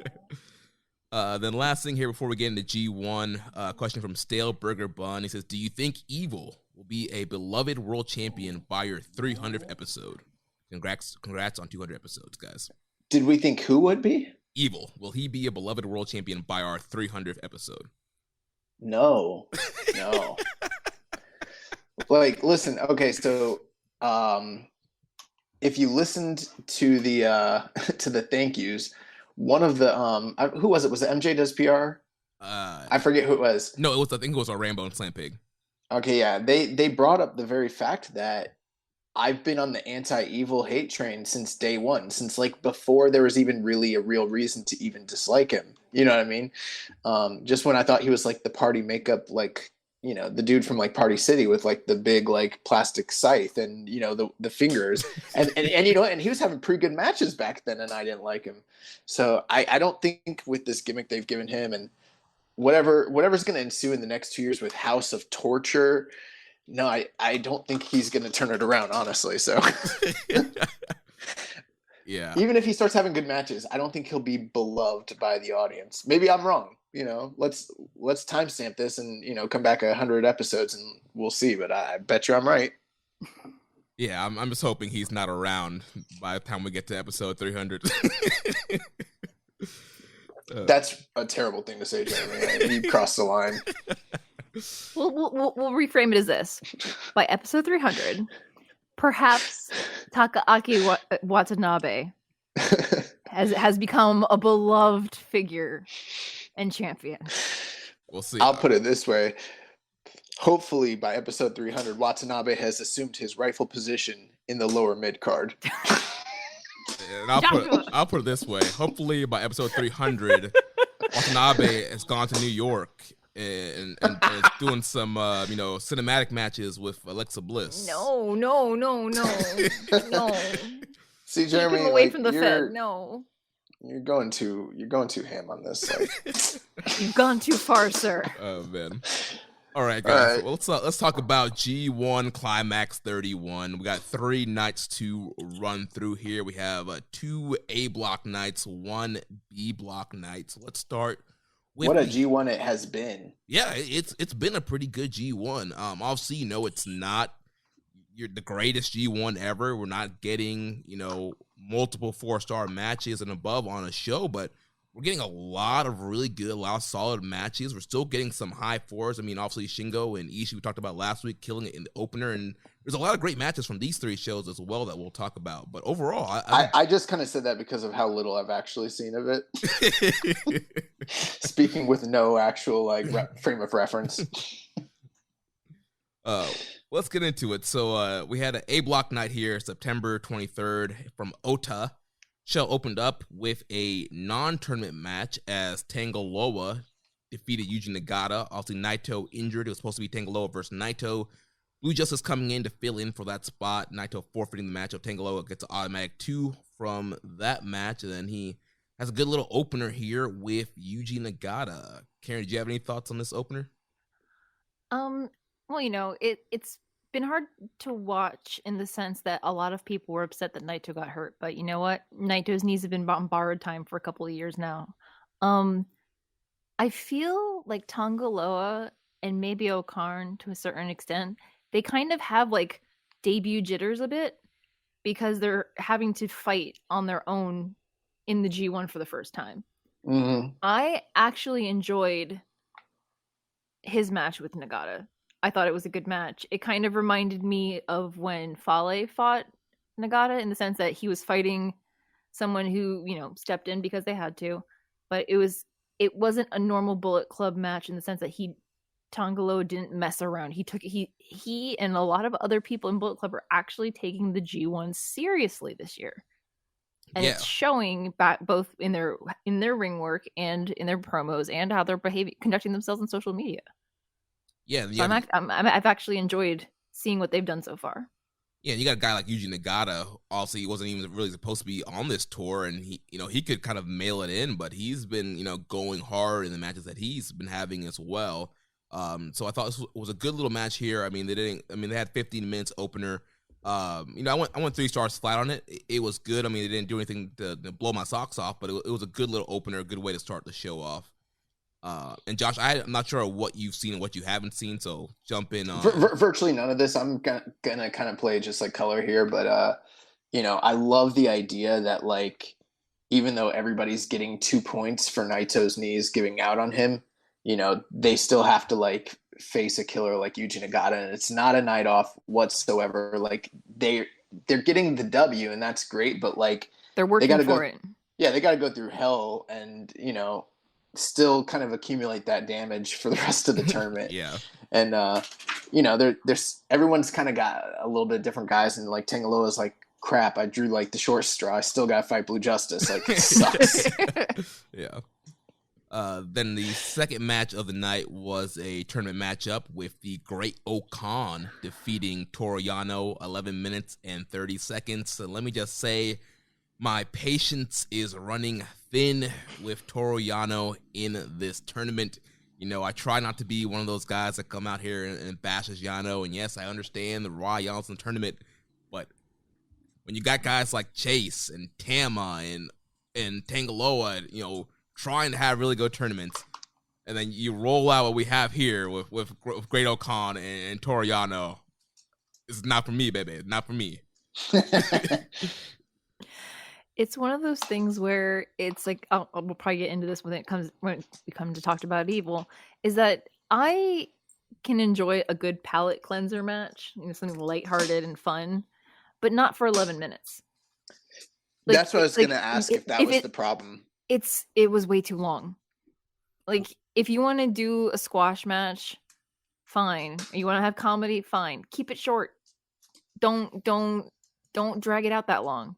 Right, and so much of it was built off of the New Japan Cup where Great Okan got his hair cut off. He came out with the braid that was cut off and was using that to choke Yano and taunt Yano with it. And it was just all about that and just the comedy there. And I was I guess I'm over the Yano matches this year already. After the Kenta match, now this match, both matches are 2 stars flat for me. I'm not having this. Sorry, go ahead. I was gonna say, I think that might also be another part of it is in the past, with G1s, Yano was very infrequent as a singles competitor throughout the year. But ever since KOPW and everything like that, he's been, and especially because of COVID and, the lack of Gaijin talent, they've really relied on him quite a bit this year, and they've given him a lot of ring time. And so that might also have to, play a part in the exhaustion people have with his whole shtick right now. Well, and the other thing is that with Yano, again, he's another, like, to bring up the, the foreign talent not being able to come in. Yano is doing what they want him to do. They want him to be the one to fill in the matches and make it interesting and make it entertaining when you're going to have other matches. But I feel like, especially after that very, very long KOPW match we had a couple of weeks ago, I'm like, just no. Give the man a break. If they're not gonna let him be like super amateur wrestler, like genius, Yano, then don't go 11 minutes, please. The other thing I'll say about it too is like, in the past, I understand why he's there, and I've been an advocate for him being in the G1 myself, oftentimes. But he's been in it for so many years at this point that it's almost like just kind of an eventuality. It's sort of like the shtick is really kind of played it's kind of played out basically. And there might be a time to like just give it a little bit of a rest. You know what I mean? Especially if there's someone else like, for instance, I don't know. I know he probably couldn't have been in the tournament because of like travel and stuff, but like what if like Toa Henare had been able to be in this and like get his opportunities. He could have taken just as many pinfall losses as Yano, and he could also get a couple upset wins and balance out the books, and it wouldn't be a night off and all that. So I don't know. Like, I think I'm kind of coming around on the idea that like they don't necessarily need Yano, especially if it's not going to be a serious thing. Yeah, it feels like a missed opportunity, but if I'm not mistaken, not Yano, Henare's out with a neck injury. Yeah, he's dealing. Oh, is it a neck injury? I thought it had to do with travel stuff. Well, I think it's both. New Zealand's on lockdown, so he can't get out. He's stuck there. But I heard that there was an injury involved as well, something from somewhere. So yeah, I think he got hurt that last tour that he was on. It's a shame because he would have made with the card that they have right now for the G1. He would have been a perfect addition to it. Yeah, and given somebody else a well needed rest because they're like. We talk about Yano matches going on so frequently, but he's another one who could stand to have a vacation of some kind. Yeah. Well, that's another thing too. Is like, okay, 11 minutes, and they're doing that pretty consistently. That's not exactly a night off for anybody, Yeah. Right? They're still out there bumping and running around. Yeah, maybe they should just shorten the length. I know that they're doing it because there's no undercard and they want people to get their full money's worth, but I don't know. I don't know if the fans over on that side are kind of feeling the same way we are. Who knows? Yeah. Well, with that win, Okan goes up to 6 points, undefeated in the block. Yano stays at 4 points.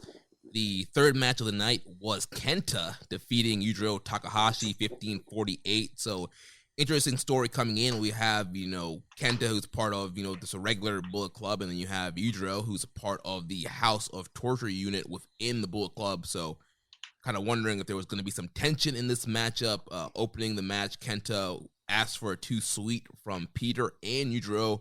Both of them backed off, and then they had the match. And overall, it was a pretty clean matchup here. There wasn't a ton of cheating or shenanigans here. It was wrestled pretty straight.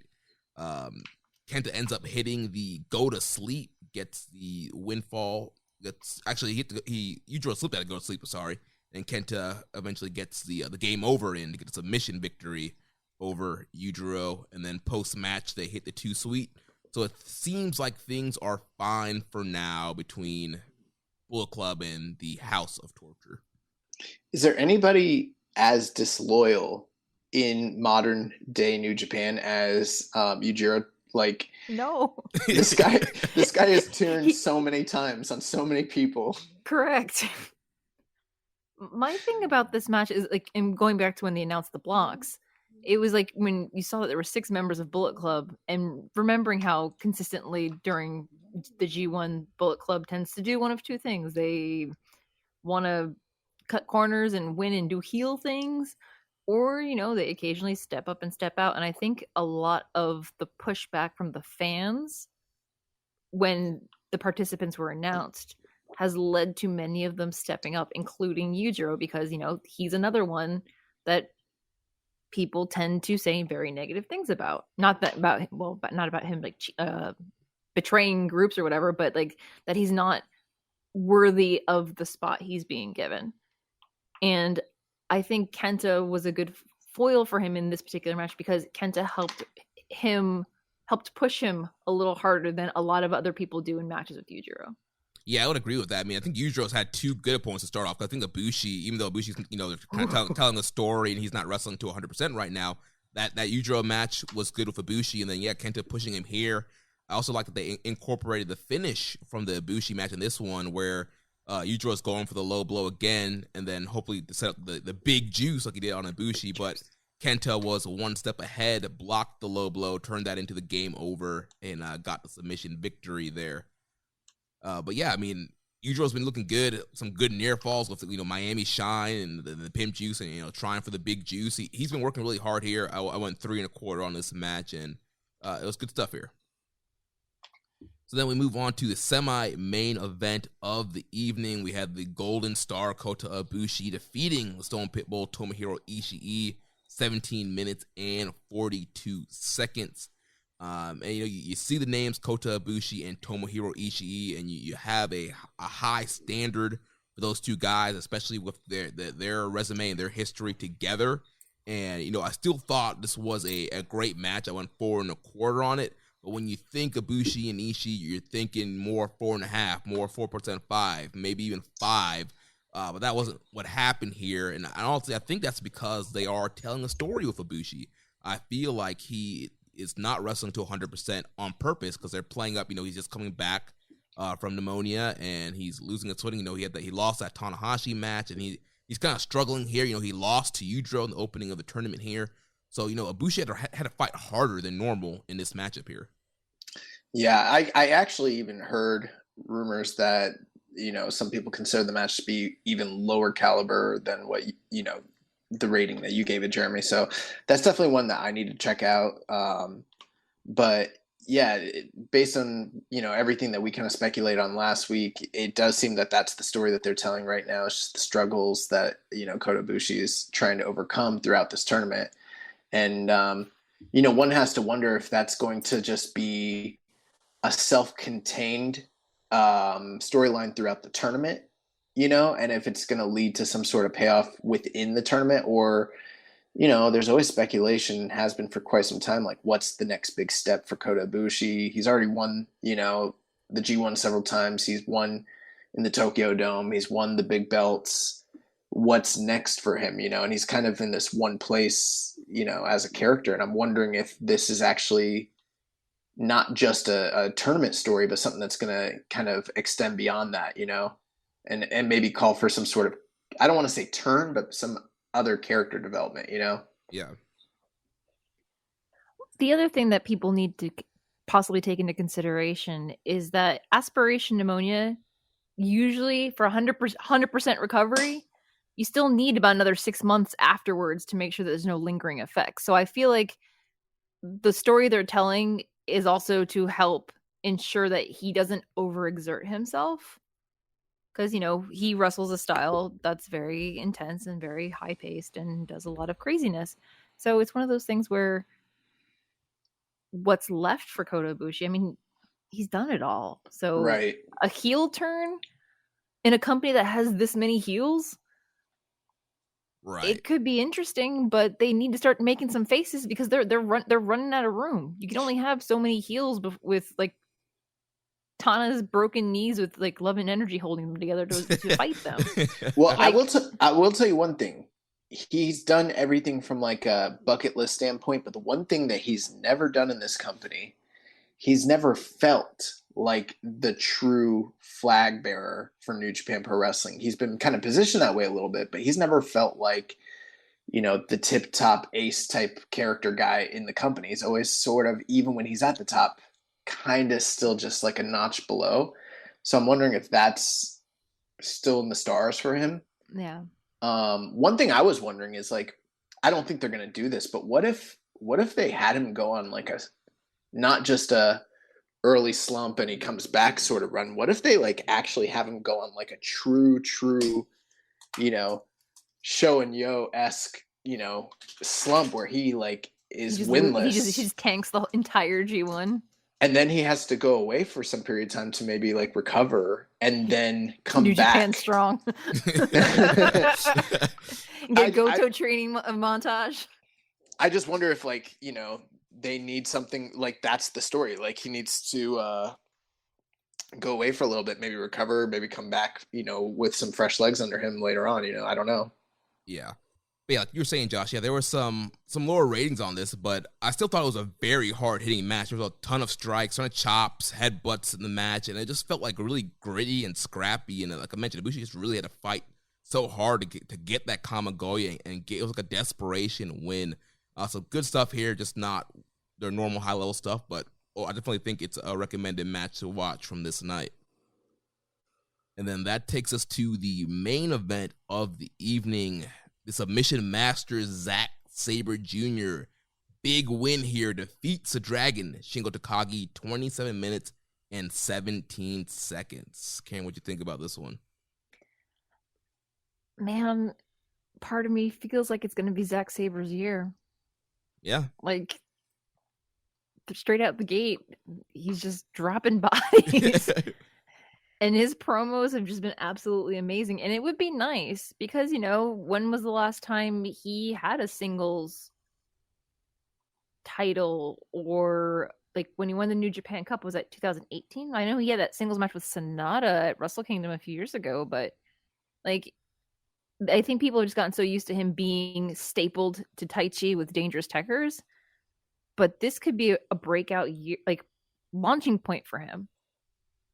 Yeah, I mean, I've always been, well, actually, that's a lie. I haven't always been a fan of Sabre. I actually used to hate Zack Sabre Jr. I have always been a fan of Zack Sabre Jr. But once Sabre came into New Japan, my eyes were open, and I've been a fan of Sabre since that 2018 run in the New Japan Cup, and I think he's been doing excellent work. He is one of the best wrestlers in the world. It's a reason why he's been winning the Bryan Danielson Technical Wrestler of the Year award for several years in a row now. And he's a guy I do think that they haven't really spotlighted as much as they could in a singles role. Like you mentioned, Kerry, like he had that monster run in New Japan Cup where he tapped out all the aces. And then he's kind of been quiet after that. I mean, he's done some Rev Pro title defenses. I mean, every now and again, he wins a big match. He beats a Okada. He beats a Tanahashi. You know, he does stuff like that. But then it's infrequent. You know, he wins one. He takes a step forward and then takes a step back. And most of, you know, the development from him over the past couple of years has really been in that tag division, not so much as a singles guy. And it kind of felt like the match that they were gearing him up for last year with Jon Moxley maybe felt like a revitalization for his singles career, but then COVID happened. That never occurred, you know? Right. And then I definitely feel like they needed Dangerous Techers in that tag team division to kind of hold that division up. And him and Taichi have been, you know, kind of the centerpiece of that division the last couple of years now, and have really, you know, been kind of the flag bearers there. So he was definitely needed in that role, but he's such a great singles wrestler as well. And he's displayed that so far in this tournament with the Naito win and now this match over Shingo. And, you know, I love this kind of styles clash when you have Zack, you know, this submission guy, he's trying to tie you up, and then a guy like Shingo, who's a bruiser, and he's just trying to, you know, outmuscle you and just pound you. And it's such a great dynamic where, you know, Shingo, he's trying to ground, or Zack's trying to ground Shingo, and every time like Shingo would get out of a hole, you can just tell that Shingo would be frustrated. Anytime Zack had him in submission, he would just get out and get pissed and just like clobber Zack until he get tied up again. It's kind of this back and forth of like Zack like trying to hold off Shingo and keep him tied up, and Shingo breaking through. So it's pretty much all the classic Ishii Zack Sabre matches that you know that we've seen and loved. And you know that is kind of amazing too, because we talked about last week. They've only had the one singles match years and years ago in Germany, and it was short. It was like 10 minutes, and they've done some tag stuff in New Japan, but that's about it. So I did see a lot of clips and highlights, people gifing and people doing, you know, YouTube videos on this, and like it looks incredible. And did we predict? I think I predicted Sabre was winning last week. I think you predicted Sabre winning. I was riding with Shingo. Yeah. Interesting. But yeah, towards the whole match, Zach is working over obviously the pumping bomber arm of Shingo. If you break the arm, you can't get lariated. So he was trying to work on the arm the whole match, and then it's almost like he was using, I think you call it psychology. Yeah.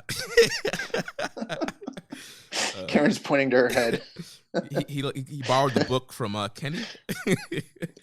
But yeah, towards the end of the match there, Shingo was just really fighting to, get for the last of the dragon.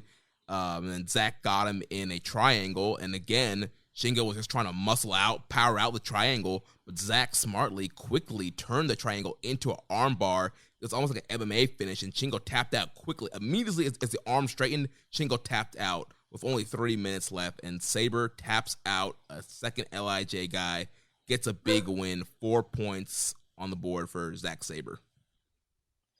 And, the amazing thing with that too is, and this is something that Zach has actually claimed that he was going to do year after year, G1 after G1, and he never does it. He always talks about how it doesn't really matter if he wins the G1, it doesn't matter if he goes to the finals. All he needs to do is beat the champion, and if he beats the champion, he's gonna get a title shot. And he says it every single year in his promos, and he never does it, but this year he finally did it. I mean, Zach is working smarter, not harder, because he could theoretically drop all his the rest of the tournament, all losses, but he still gets a shot at Shingo. So, and he's first in line. So yeah, and it's not the same thing as Yano rolls somebody up, doesn't get a title shot. That's one thing, but when you literally have this guy on the brink of getting his arm broken, he's tapping out. That's quite the visual, And they can't afford to lose anyone else right now. They can't have the champion surrender the belt again in the same year. Yeah, he needs his arm. I will say though, Ishii never did get his title shot against Okada for beating him in 2016. Ishii's owed. But yeah, Zach picked up the big win here, and obviously there is signs that this could be a future title match. He held the belt up after the match. Shingo was helped out of the match, and he left the belt in the ring. Sabre grabbed the belt, held it up, did the Dan Coffin pose, belt over the head. And yeah, we could get a fall title defense with Zack Sabre and Shingo maybe at Power Struggle or whatever happens towards the end of the year there, and maybe at the finals of the Super Junior and World Tag League. But I'm all in for a Sabre World Title challenge, and I'm hoping that in the next year or so we could see Sabre as the champion. Well, see, and that's the other thing too. Say what you will about there being quote unquote 3 nights of Wrestle Kingdom, and I've got my opinions and problems with that, but at the end of the day, mapping out your typical, okay, there's going to be a briefcase defense here, and then this person's going to do this, and then, that's all out the window. We literally have no idea what mapping the rest of the year looks like post G1.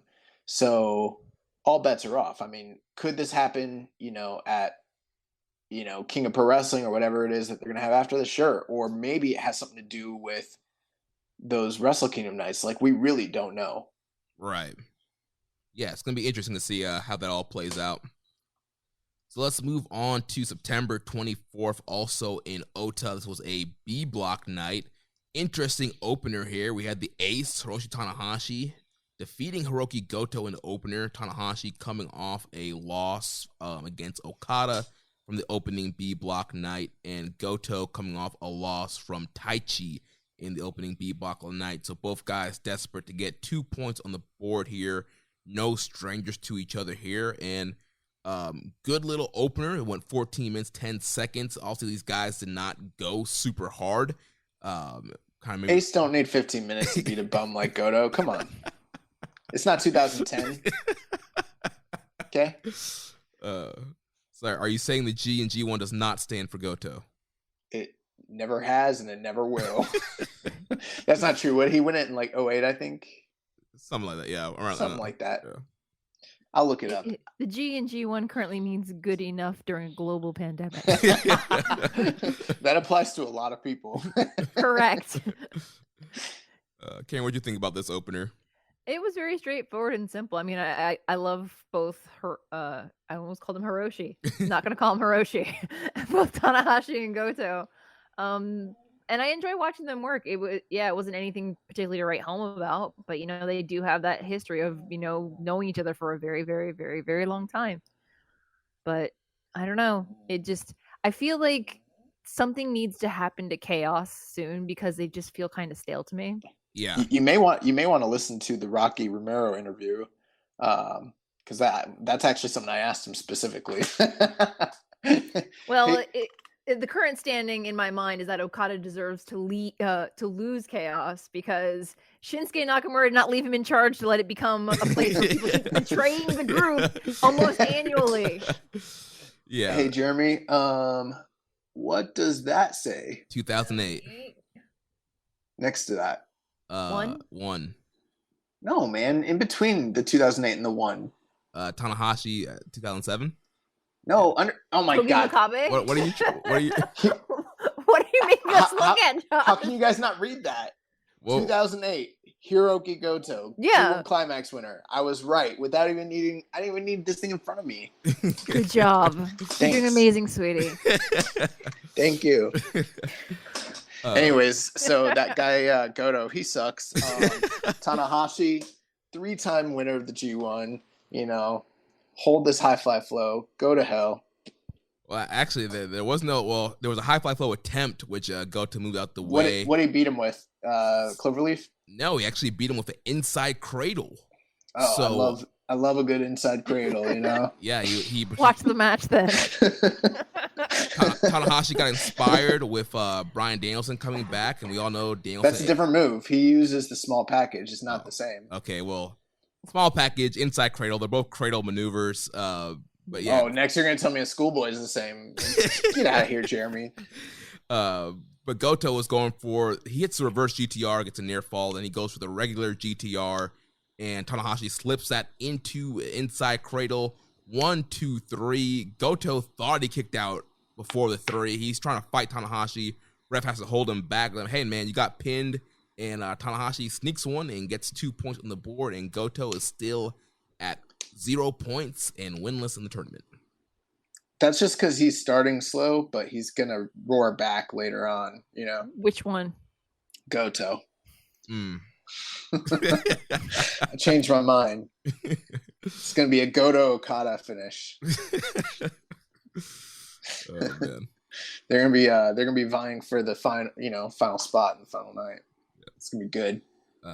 And I went 3.5 on that matchup. So then the following matchup, we had another Bullet Club battle as Tama Tonga, along with Master Hito Jado. He defeated Chase Owens 12 minutes and 59 seconds. And again, this is one of those matches where you're thinking you're going to get a lot of shenanigans, or you're going to get the whole, you lay down, no, you lay down. All right, I'll lay down, then I'll roll you up kind of thing. We didn't get that here. We got both guys. They put their working boots on, and they had a really good match here.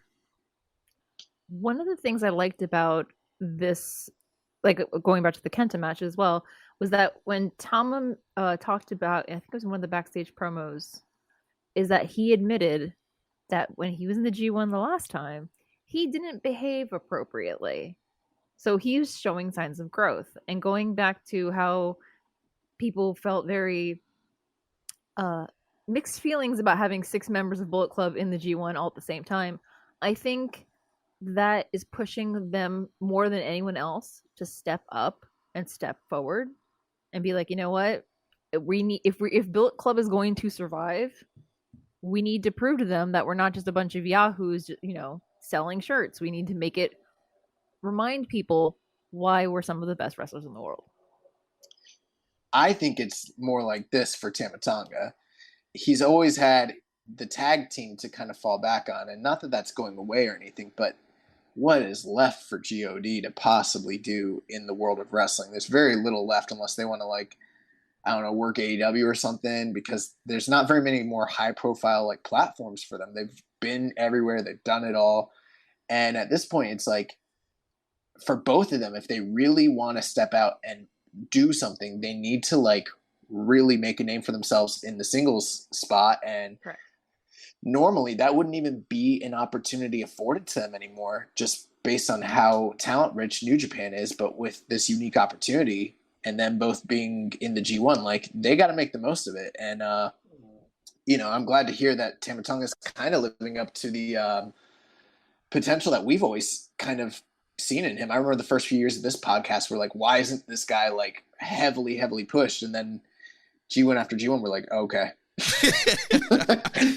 And so now's the time. Like if ever was the time, now's the time. Well, I think we're starting to get the teases of that between, the noticeable friction between him and Jay White as of late. Is that Tama's finally saying, you know what? Maybe it's time that I actually become the front man. I think it's because he's always just trying to work an angle because he's carny as fuck. Well, aren't most wrestlers? Yes. Honestly.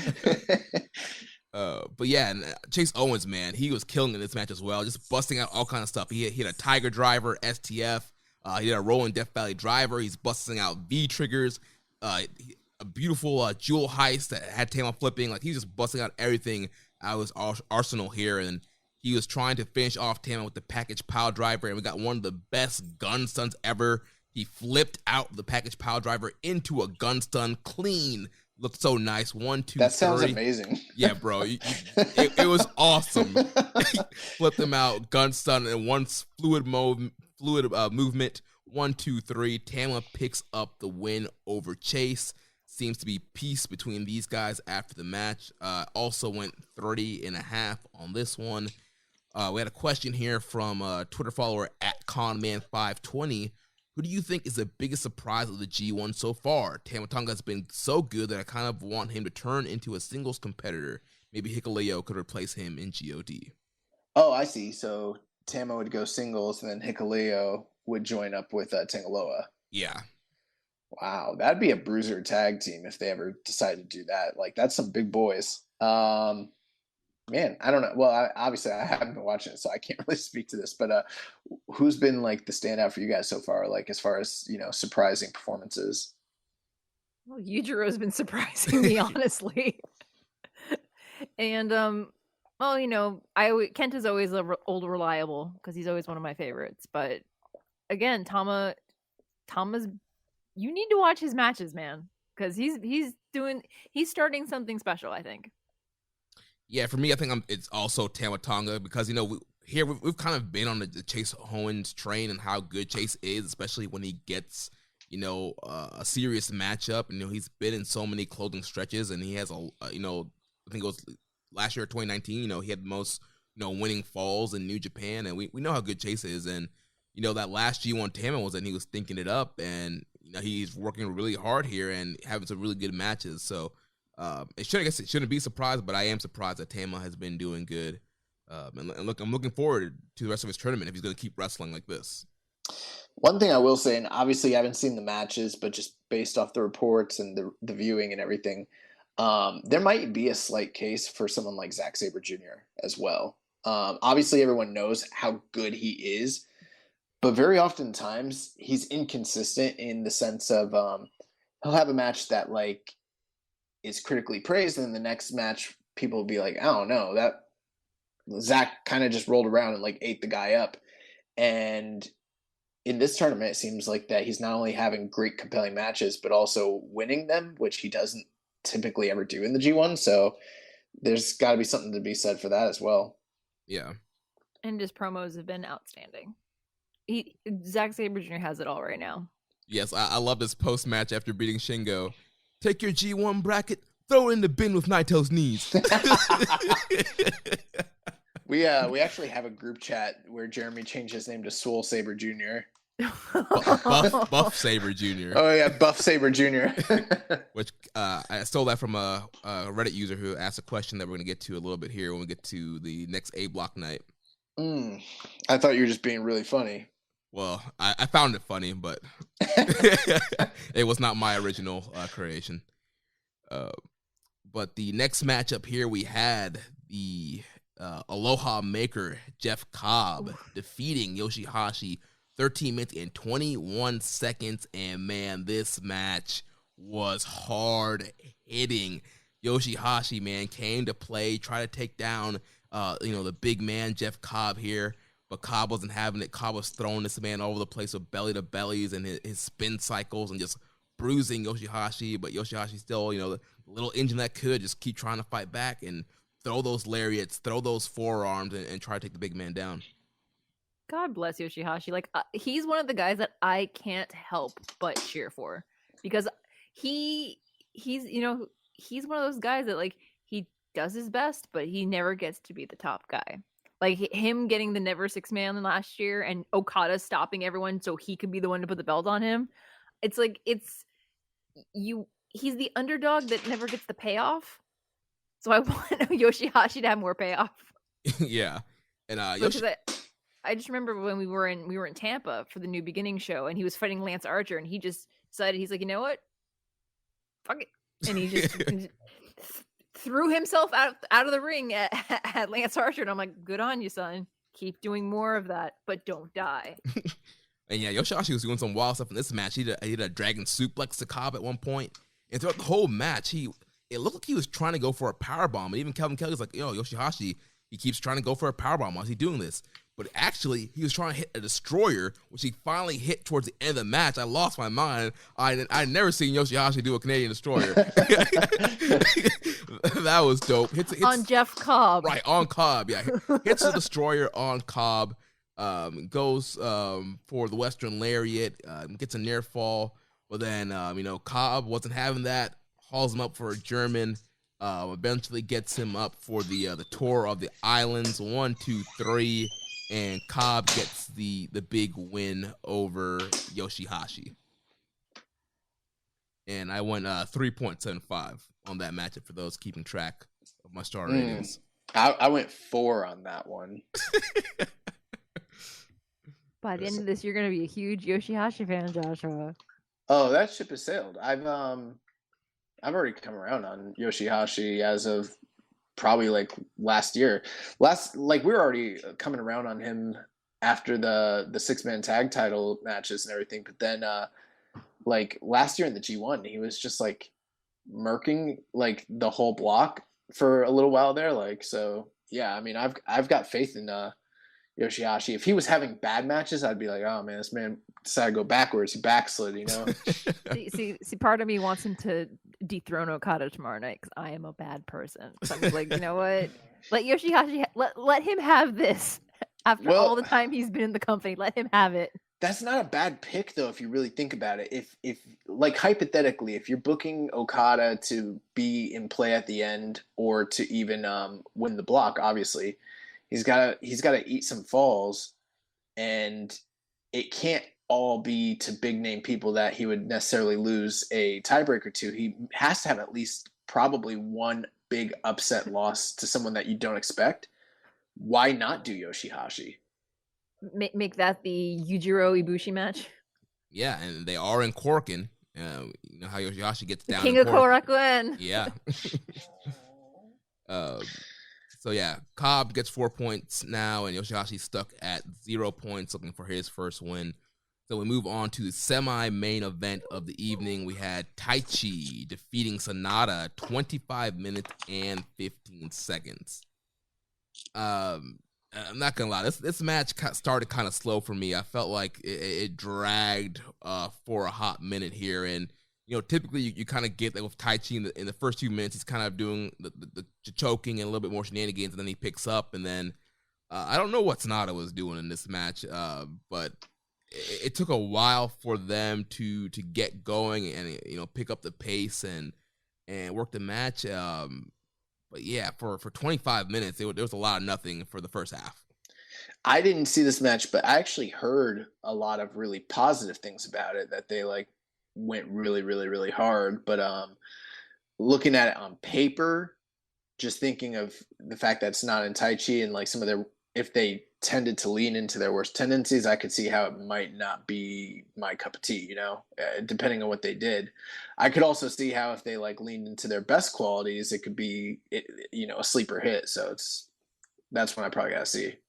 It was good, but it didn't need to be 25 minutes.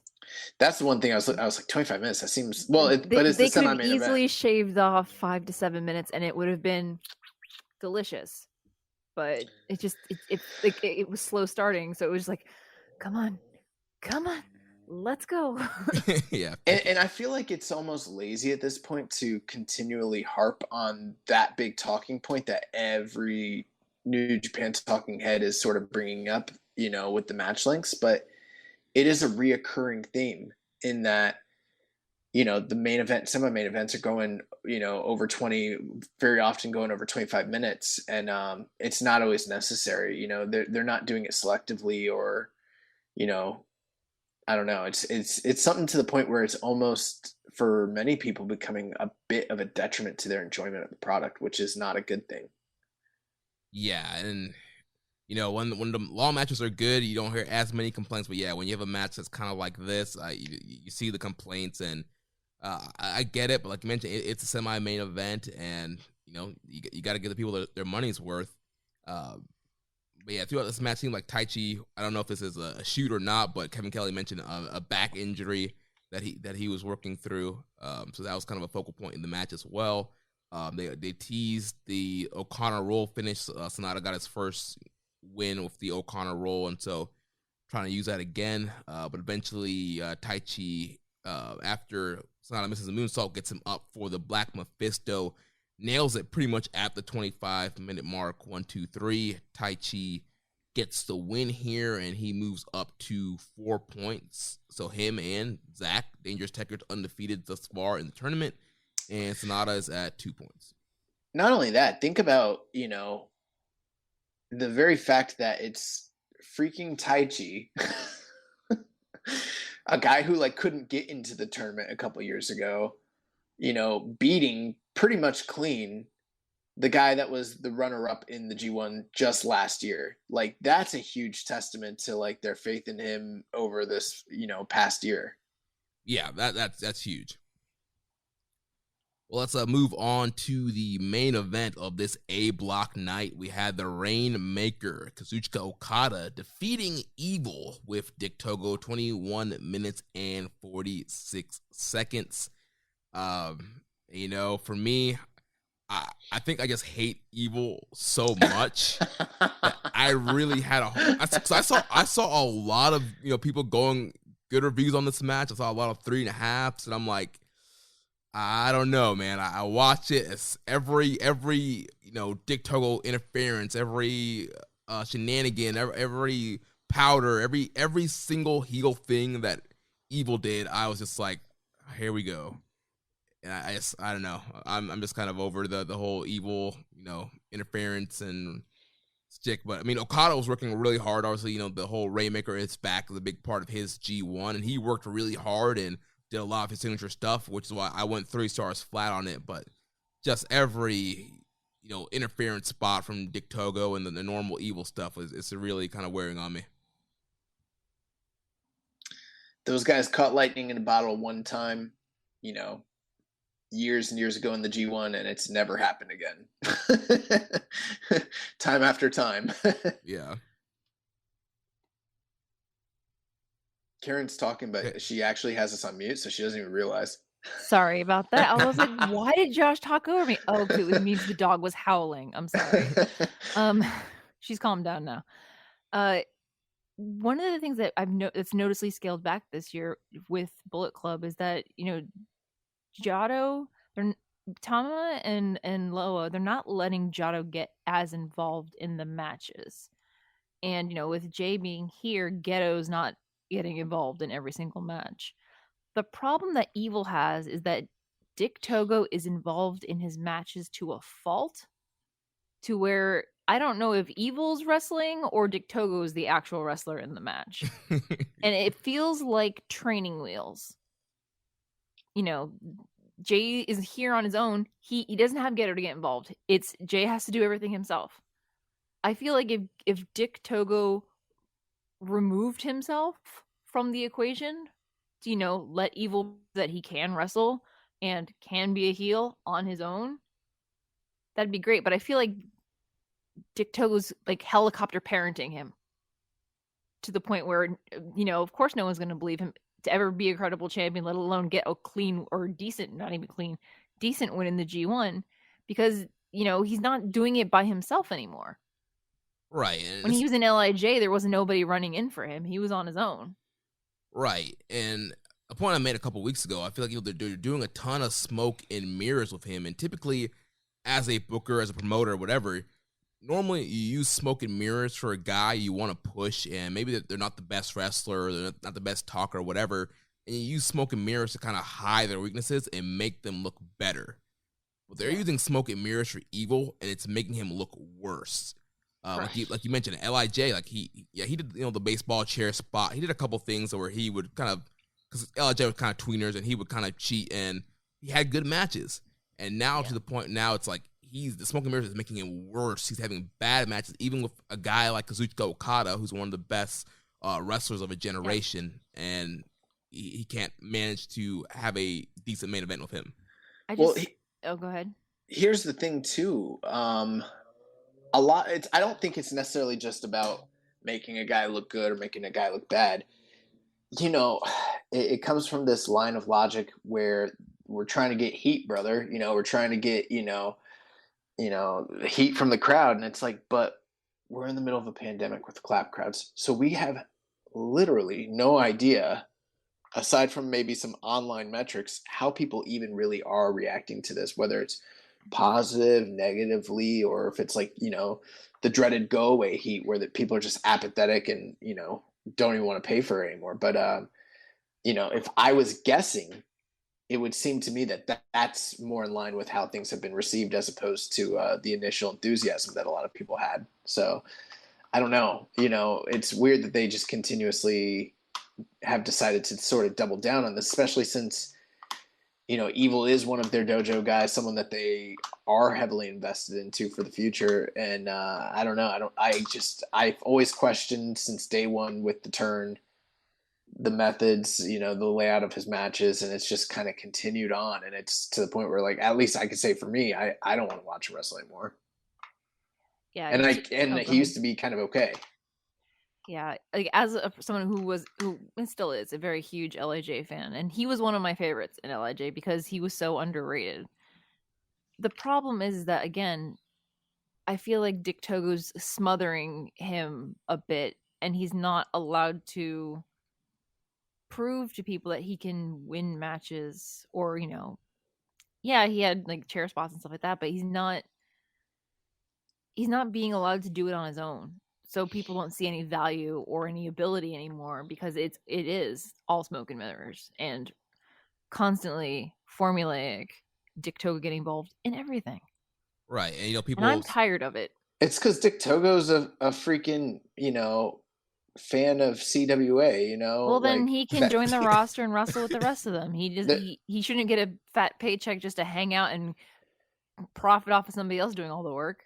Oh, he's doing more than just hanging around. He's semi-booking that shit. But it's his idea, in my opinion, that they got him out here looking like Jerry Lawler in like 1985 or like Superstar Bill Dundee. Like that's the idea of like how they're portraying him is like, he's basically come across as like a chicken shit. When he really shouldn't be, given his stature, his build, and everything we've kind of seen from him in the past. I don't know. Right, and people again that will want to argue, be like, oh, well, it's Bullet Club. He's a heel. He's supposed to get heat. Again, like we said over and over again. Look back to Prince Devitt. Look back to AJ Styles. Look back to Kenny Omega. These guys were heels. They were leader of the Bullet Club. They had cheating in their matches, and they still had great matches. So it can be done. And you know what, too, though? None of that stuff has always been in New Japan, literally, like, since the 80s. So it's not like that's not ingrained into the product on some level. But, when this company went through their renaissance, starting like 2013, 2014, people weren't, clamoring to see New Japan because like, oh, you have to see the Suzuki-gun running during these, bull rope matches. It was like, holy shit, they're having like the best wrestling matches in the world because these guys can go and it's clean and, it's almost like a sport. They weren't tuning in to watch, Doc Gallows like club someone in the back when like the referee wasn't looking. Like that's not what people were, you know, trying to watch New Japan for. And like I almost feel like they don't see that or get that, you know? And I mean, there's a time and place for it for sure. I'm not like opposed to it, but this has become a heat promotion over the past year. Yeah. We have some questions here. First from the Facebook, Stephen Whiteteca. He says we're all talking evil to get out of Bullet Club, but with Tama Online comments about Jay White, could Tama side with Evil or kick them out? Do you think NJPW might get rid of Bullet Club? It's interesting because, you know, Bullet Club initially was a all foreigners faction. Am I correct? Yeah. Mm-hmm. And the addition of Japanese talent to Bullet Club throughout the years has been an interesting choice. But I'm wondering if they're getting to the point where they're now getting too big. And if there is to be another firing squad moment or another Bullet Club Civil War, or if the House of Torture is the start of a split, whether, you know, dissolving Bullet Club and rebranding as something else could be interesting. I feel like they need to do that to Chaos first. Yeah. Chaos needs it a lot more than to feel fresh. And same thing with Hontai. They need to like just like take the roster and just shuffle everything. But I think I feel like Jay White might be hitting his expiration date as the leader or front man. Handsome blue-eyed guy of Bullet Club. Yeah, I think the thing with Bullet Club, I mean, as long as they're selling merch, I think they're trying to hold on to that Bullet Club legacy of merch. But I think Bullet Club's kind of maybe lost the plot and lost its reason for existence. Like you mentioned, it was that all heel gaijin faction. You had Yujiro as like the one Japanese guy that was apart for so long, which made him special in the group. And the group had its purpose of being those heel gaijins, and now when you have Kenta and Yujiro and Evil, Dick Togo, Gato, Jado, like the group's now just kind of turned into a normal faction that has Japanese talent as well. It kind of loses part of the reason why Bullet Club was even a thing. And I think splitting up Bullet Club into the whole House of Torture thing, I'm not looking forward to the matches, but I think that creatively that might be the best thing to do. If they could make House of Torture into a group within Bullet Club that uses submission moves over, pinfalls or whatever, because you have Show with, the snake bite, you've got Evil with the scorpion, Deathlock. Yujiro needs to figure something out. But if you could, now hear me out on this, add Kenta with his game over and Ishimori and just send them off on their own way, amicably, violently, I don't care. But then you'd have a group, I think adding Ishimori and Kenta to that group could give them a little more legitimacy. But then you run into the same problem, which guy's the front guy? Because, Kenta tends to be a fair bit more charismatic, than Evil is. Because they don't ever let Evil talk. So you're saying that you want them to become a shoot style Inokiism-esque group. I'm all for that. I want my murder machine boy to do the murders, but he needs everybody else to do the murders. If we want House of Torture to, make their opponents beg for them to stop, not to make the fans beg them to stop really bad matches. There's a lot of different things you could say about this. I think you guys have kind of covered some of the, inline like story elements of it, but like peeling the curtain back a little bit, I honestly think part of the main reason that this is happening has to do with the Gaijin unrest that we talked about earlier last year, having to do with a lot of these, Gaijin talents that are Bullet Club and, other groups declining to come work the G1. And also that kind of includes United Empire sort of being like the definitive, heel stable in New Japan as they were like kind of poised to be this past year. And since that's not happening and since the rest of the Bullet Club's not there, I think they kind of had to revert to this rearing up another like heel stable, sort of like what happened initially when Evil first turned. Not to say that there haven't been some plans to do some sort of feud between Jay and Evil, because obviously that seemed to sort of be in the cards last year during the G1, but they kind of got away from it post G1 and we never heard from it again. As far as Tama Tonga, I mean, this might sound a little derogatory, but I almost want to guess that he doesn't ever actually know what's going on with the long-term direction of Bullet Club, because every time he like comes out and addresses like issues and stuff, it always ends up not falling in line with where the direction, like the booking direction of the group ends up being. But I think he's always trying to make like the best educated like guess and stay in character and like work the angle and kind of keep the avenues open. That way, whatever they decide to do, because remember like initially when like Jay first joined the group and he's like, ain't no leader at Bullet Club, there's no leaders. And then like 2 weeks later, he's like, yeah, Jay's the leader. Yeah. And he's done stuff like that in the past. And like, I think the idea that like Jay I think there like is this sort of idea that's been put out there, that initially like the OGs, like almost that like the Bullet Club's like a mafia, and like that there's a board that like him and like Fale and they call up to the Fed and they get like Finn Balor's input and they get like AJ Styles input and they swear in like the new guy who's going to be like the leader or whatever, but it's not really like that. It's just Gato fucking decides. And I don't know what's going to end up happening long term, but it's pretty clear that they're going to House of Torture is going to like spin off or whatever. And I don't know where Tama Tonga will actually end up between those two groups. If I was him, I would do everything in my power to stay part of Bullet Club. And that's probably what he'd want too, because the money's probably better there.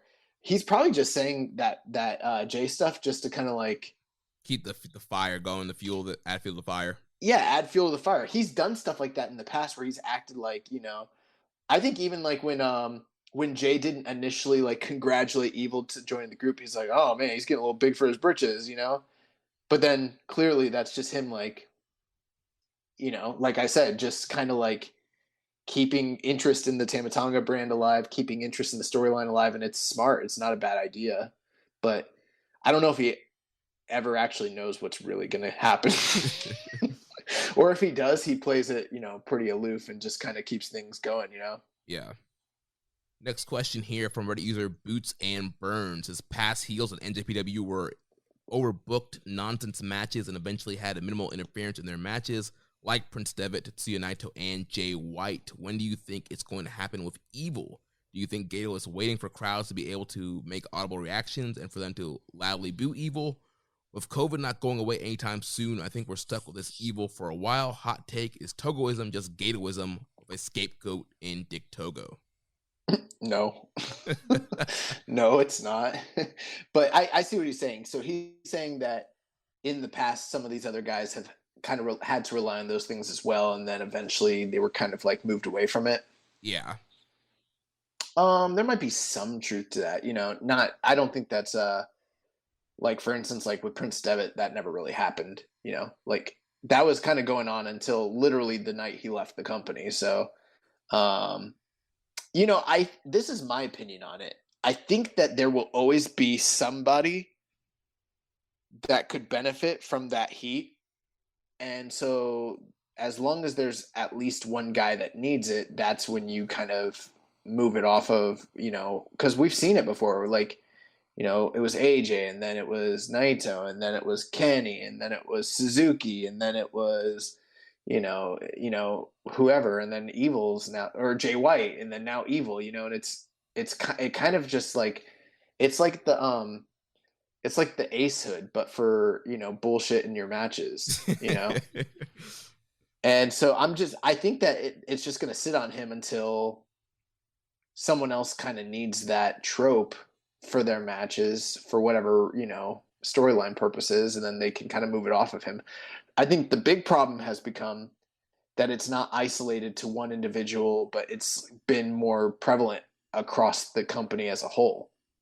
I would agree with that. Yeah. I just think that, waiting, if Gato's going to wait, I think he would have probably just waited on the whole thing because he's not getting any reactions right now. And if he wanted to kind of wait for reactions, I think he would have waited to kind of do this whole thing when he could have got reactions to the turn and the cheating and the heat. So I don't think we're going to see minimal interference in Evil's matches anytime soon, as long as Dick Togo is with him and kind of in control of his creative and booking. Go ahead, Josh.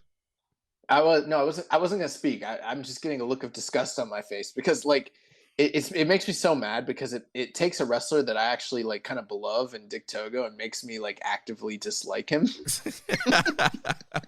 It's I want to tell people no, he's really good. Trust me. Go watch him in Big Japan and stuff. Right, and that's why everybody can't book. You can be a great wrestler, but not everybody can be in that booker's room. But I could book. I think you book pretty good territory. I couldn't book. I would suck at it. Well, let's move on to the last A block night that we're going to talk about here from Kobe World, September 26th. The show opened up. We had a non-tournament match. Master Wato defeating Kosei Fujita, 6 minutes and 21 seconds. Thought it was a good opener here. Master Wato really kind of just sticking to a lot of the basics here. Didn't do a ton of high flying. Wrestled a good match. Thought Vegeta looked really good as well. Karen, what do you think about this? What I like about it is that it makes it feel like they're trying to give Wato something to do and give him more confidence and helping him coming into his own. Kosei Fujita is going to be something absolutely amazing. I have a gut feeling on him. But it's one of those things a lot of people downplay or, talk not so highly of Wato, even though he's doing his best. But it's interesting that, someone so young is being entrusted with Young Lion matches. I mean, my big question here is, who they booked to go over. I mean, I feel like Fujita probably could have beat Wato here, Probably. Also, wouldn't it be cool if when he gets his gimmick, they change his name to Kosei Vegeta? And then he comes out with the Saiyan armor. Yeah, the freaking Saiyan armor and shit. That'd be dope, right? I mean, it wouldn't be the first weird, costume gimmick that we've seen for a Young Lion coming back. One last thing, and this will be my last your last hot take. My last hot take on this Wato Fujita classic. One thing, last week someone told us, or actually, I'm sorry, it was Danny. Danny was mistaken. I gotta call it out. Still love you, Danny, but he said that Show's new finisher, what is it called? The snake bite. The snake bite. He said that's a go-go plata. It is not a go-go plata. That's what Chris Charlton called it on commentary, and I believe that's what it was listed on the website as well. It's not a go-go plata. I did jiu-jitsu for many years. That's not a go-go plata. It's basically, it's close to a go-go plata. It's closer to a triangle choke. He's using his hands to choke the carotid artery on one side and then pulling that up against the shin. But a go-go plata doesn't look the same at all. Go-go plata is a shin choke where you're literally putting the shin directly under the person's ear and then pulling down their head. So it might be a derivative of it, but it's not a go-go plata. And when I did watch that match and I was like, that's not a go-go plata at all. But the next thing is, am I the only one with the Young Lions when they come out bald who gets really excited to see what their real hair is going to look like down the line? No, I do too. I always get excited. I'm always the hair. What's this dude going to look like? I mean, think about Tsuji. I mean, who knew what kind of luscious locks this man was going to end up, having? We had no idea. Yeah, and Yumura has a pretty good head of hair too. Nah, fuck that. Suji has. How dare you? You leave my son alone. Fuck all that noise. You come after Ren, it's over, man. I'm driving down there. Ren Narita, he's got a bad hair. He's got a bad haircut too. He's got like a bowl cut. Like They're turning him into Shibata 2.0. he's just Shibata. He's awesome. I mean, if I could turn into Shibata, I would. Let's be honest. He's Shibata, but he's got the face of Taichi. Low key. No one ever talks about it. Yes. Stop! How dare you? You leave him alone. Oh man. You got heat with me now, Josh, or you're coming after my young lion sons. Oh man. You know what though? I am proud. We've literally been on the Ren Narita train since like day one of this podcast. Yeah. I'm proud of you. But back to this match here. Wato, he gets the win. He uses a Boston Crab to get the win here to beat Fujita. So kind of putting the young lion in his place. 6-minute match. So obviously a ton didn't happen here, but it was a good way to kick off the show. He should have bust out the TTD and sent a message. Should have pulled out the spiral tap, that RPP. Yeah, the RPP. He should have pulled that out. I don't know why he's... Come on. Then the next matchup, we had the Dragon and Shingo Takagi defeating Yuji Nagata 16 minutes, 51 seconds. This match was freaking awesome. Shingo, the Dragon, Blue Justice fought hard though. But this was not a night off for Shingo. Blue Justice came out and he was exploder suplexing this man all over the place. Shingo took a big exploder suplex on the floor, exploder suplex in the ring. Blue Justice was throwing this man all over the place, and both guys worked super hard here. Again, Shingo didn't have to work as hard. He got his 2 points for the forfeit. This was supposed to be a night off for him, but they're in Kobe World, big arena for him that he ran in Dragon Gate. Wanted to fight for those 2 points, and this is actually the first singles match between Shingo and Yuji Nagata, which was awesome too. And you know how Blue Justice gets down, so it was a great matchup. I think I went. Did I go 4 stars flat on this? Yep, I went 4 stars flat. Great opener. Yuji Nagata, I wish he would have not, took himself out of the G1 because he could definitely still run it in a full G1, and him and Shingo killed it here. It's another great way to kind of start the show off here. Yuji Nagata at 53 years old, his oldest possible 53-year-old Yuji Nagata, he did his best that day, as he does every day. Yeah, he did. Any other thoughts on the match, Karen? You summed it up perfectly. Like, Yuji Nagata can still go, and it makes me sad that he's not in the G1, but I understand why he chose to step down in order to give other people, seeing as some of the people that are participating are half his age. And I did like that Shingo, he understands, and the company understands how important Kobe as a city is to him. It's kind of like when Naito goes to Hiroshima. Everyone, you can be the best person in the company, but if you step into a ring with Naito in Hiroshima, you're going to get booed out of the building. So even as an undercard match, I really enjoyed it. What if Yuji Nagata reformed the Blue Justice Army, but he was like more like a dad role within that group, and then he like brought in like all the like Yo and people like that, people that have nowhere to go, Didn't collect all the orphans. Yeah, collect all the orphans and the orphans of Nagata. I'd be down for that. That'd be pretty dope. See, the thing is that his young boy in the day was Sho. Yeah, well, we all know how that worked out. Sho be making those goofy faces. We don't got space for him in the Blue Justice Army, I still love him. Leave him alone. I don't even know what the fuck those faces are. Like, he's calmed down with them, but that first day, like, I don't think he'll ever live that down. Well, the thing is that, like, I guess a lot of people get on him because they say he has no personality. Like, he's a great fighter, but he doesn't show emotion in the ring. So, and he's used to being a plucky baby face for 9 years. So now it's just like, be a bad guy. And he's like, okay. I'll try. I'll do my best. When we talked about that first match that he came out to like fight Yo or whatever, and like this man came out wearing black with purple trim, like, could you be any more obvious about what is happening next? Like, yeah.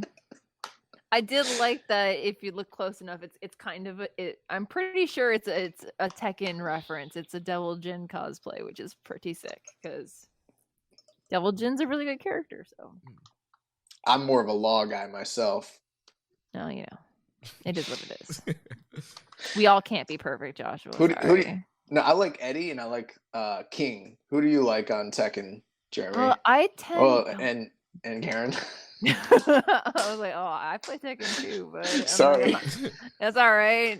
Girls don't game. It's fine. That's not what I was implying at all. I know. I'm just giving you a tough I was just trying to include time. Jeremy. He's being quiet. I just want him to be part of it. I was waiting for my time to slide in. I'll go. I'll tag you in. Go ahead. Yeah, for me, definitely, King, dude with the tiger, cheetah head, or whatever it was my go-to guy. Felt like he was supposed to be like Tiger Mask, he was like a luchador doing all these wrestling moves. Suzuki did the motion cap for that character, right? Yeah. No, I didn't know that. Yo. I think in Tekken 2. Yeah. I could be wrong, but I think that's it. Nice. We'll move on to the next A-Block matchup here. Actually, the first A-Block match of this night, the Great Okan. He defeats Yujiro Takahashi, 14 minutes, 15 seconds. Karen, what do you think about this? Yeah, it was what it was. It was. I enjoyed it. It was fun to watch. Again, I'm enjoying seeing Okan flourish in his first G1 because we've talked previously on other shows that I'm kind of been late to the Okan train. Like I'm trying to understand it. I'm trying to get behind it. I think he's growing on me, but I feel like I still need to see more. Yeah. I feel kind of bad for Okan so far in the tournament. I feel like he's gotten not the right set of opponents to start off with because I think there's a lot of people who are down on him or don't think, there's much with him. And then he starts off, he has to wrestle, Yujiro and Yano, and he's not having a great set of opponents. Like, I think if he had a first match, banger with Ishii, that would help people like, oh, Okan can go. He didn't get to drop Kota Ibushi on the first night of the G1. Right. Like, that could have been a great spot for him instead of Yujiro. But I guess it's more of a shocking thing for Yujiro. So I get what they were doing there, but I just feel like he's up against all these opponents that are really not suited for his style and really helping him kind of get over. So we're kind of getting just some of these okay, all right matches. Like, I thought this match was fine. It was 14 minutes, wasn't too long, and the work was solid. But it just, I don't know, it just didn't really go anywhere. So it was kind of a forgettable match for me. Right. Essentially, it was almost just an extended squash match and putting over Great Okan. He uses his new little sheep killer submission that he's been using and hits the eliminator 1, 2, 3, and he gets the pin over Yujiro, and he's now at 8 points. He's undefeated in the A block, and then Yujiro is at 4 points. Here's how good of a job Gato's doing with the booking.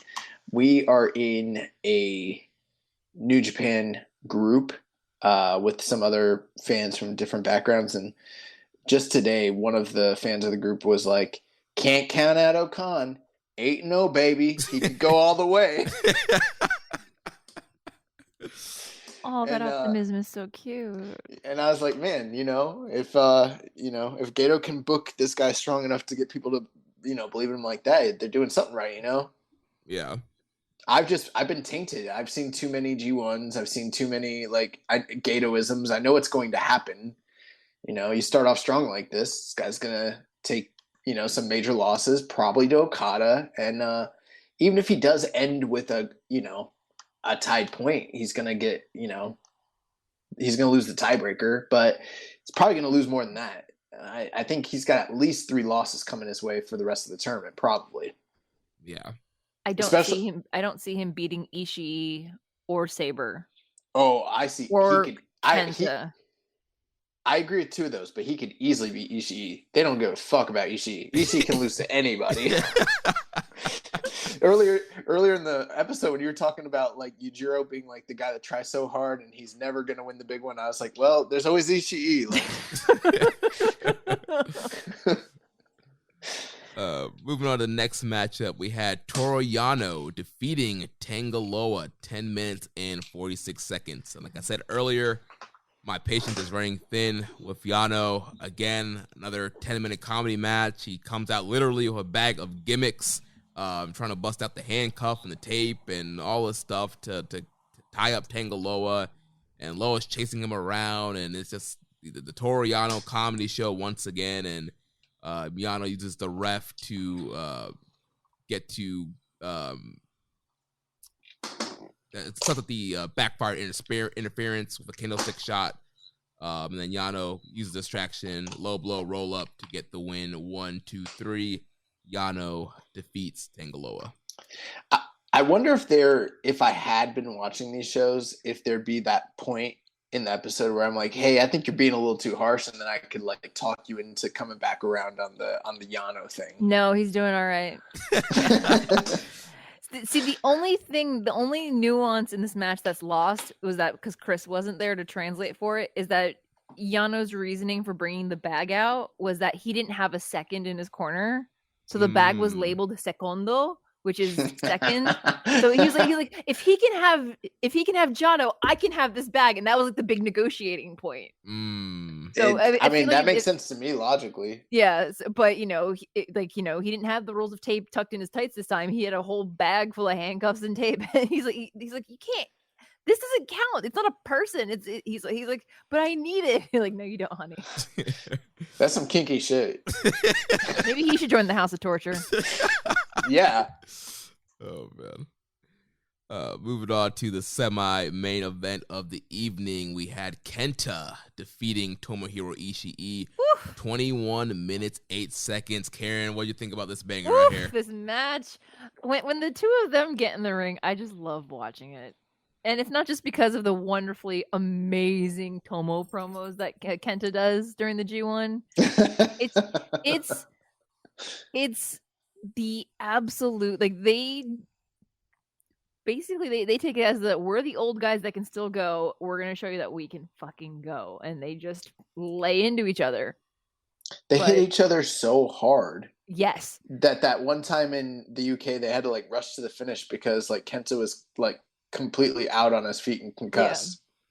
Yeah. I would suggest you watch this match, Joshua. Yeah, we got it. I'll make a list. I'll watch some stuff. Watch the G1.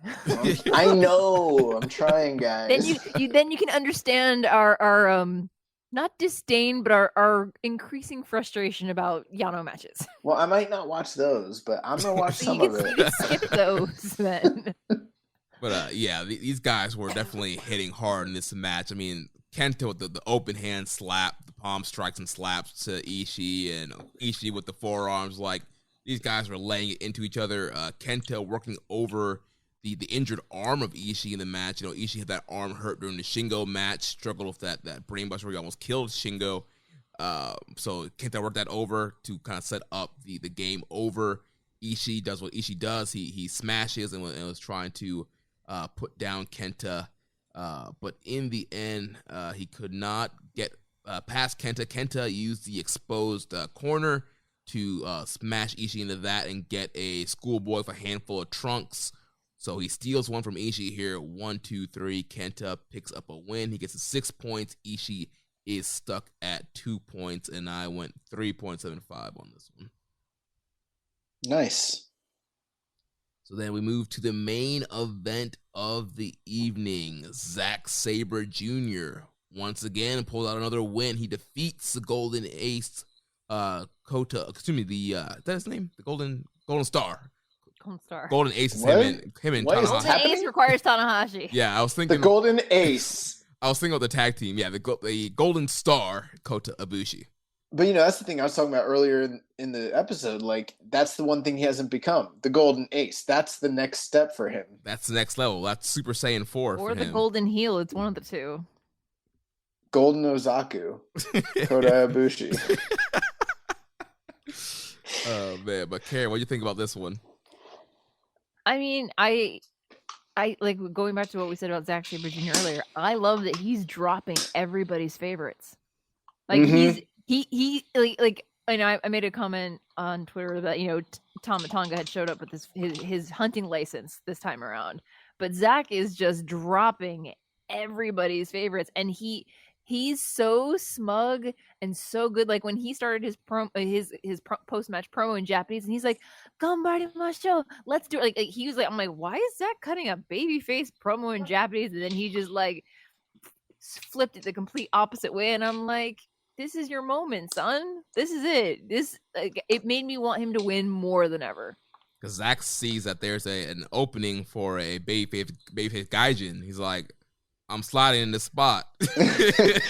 No, And speaking of like big game licenses, you know, earlier in the tournament he beat a dragon. Makes me wonder if there's another dragon that he might need to slay in the near future. You know what I'm saying? He did call out. He said, I slayed the Japanese dragon. Where is the American dragon?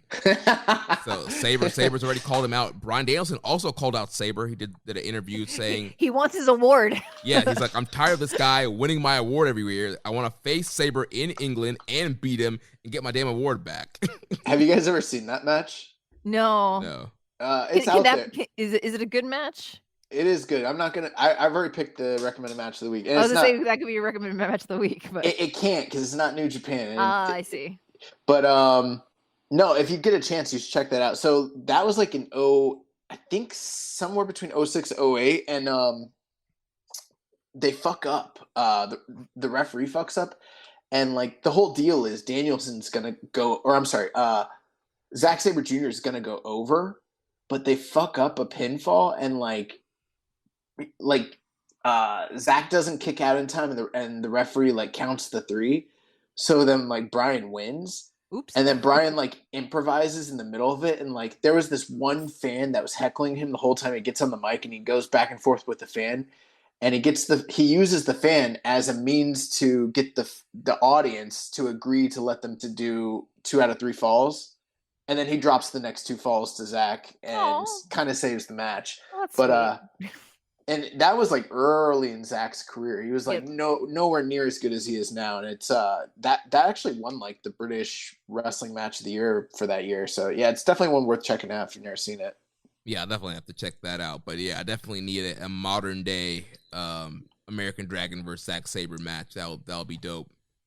But I believe I also picked Zack Sabre to beat Kota Ibushi on this night as well. So, you know, I wish I would have turned a bracket. I probably would have done well this year. Yeah, you would have been Could've killing made some money. But these guys always, except for last year in the New Japan Cup, I didn't love that match. But other than that, these guys pretty much almost always deliver against one another, no matter what style they work here. And I'm hearing nothing but positive things about this match. For me, I always kind of giggle because when my very first NXT Live experience at Full Sail was the finals of the Cruiserweight Classic. And they were both semifinalists in their respective matches. And I always wondered what would have happened if the two of them had been the finalists in that match. So like every year, whenever they have like their G1 match or the New Japan Cup match or whatever, I'm like, oh, good times. But I've never not enjoyed a match of theirs. That was the tweet that Zach sent out a year or two ago, where he there's a picture of them like, I think from the Cruiserweight, or no, from the G1, and he's like, I think we made the right decision there, mate. Hey, I remember that one. Yeah. Yeah, they definitely made the right call, not signing and doing the whole 205 live thing. That's why every time they wrestle, I'm like, I'm so glad they did not go to WWE. But yeah, this was another good matchup here. Again, I still think Ibushi is not wrestling 100%. I think it's on purpose. I went 4 1/4 on this match. Just kind of give you kind of a range of where I think it was at. Obviously, they've had better and can do better. But I think you had 2 stories here. You have the dominance of Zack Sabre, and you have Ibushi trying to get his footing back. And so that's what we saw here. And you know, points where Sabre was kind of eating this man up. But Ibushi, knowing that Sabre loves to kind of live up to trying to be a striker and living up to the pride, and Ibushi would sucker Sabre into strike exchanges, and then Ibushi would, you know, also get the better. He's the better striker and knock Sabre down and get the better from him there. But towards the end of the match, Sabre got Ibushi wrapped up in the Clarky Cat Bad Balloon remix. Him and his funky submission names got Ibushi tied up, and Ibushi had to verbally submit. So Sabre has been on a roll. Submitted Naito, submitted Shingo, and now here submitted Ibushi. 3 big submission wins that puts Sabre at 6. Ibushi is at 4 points.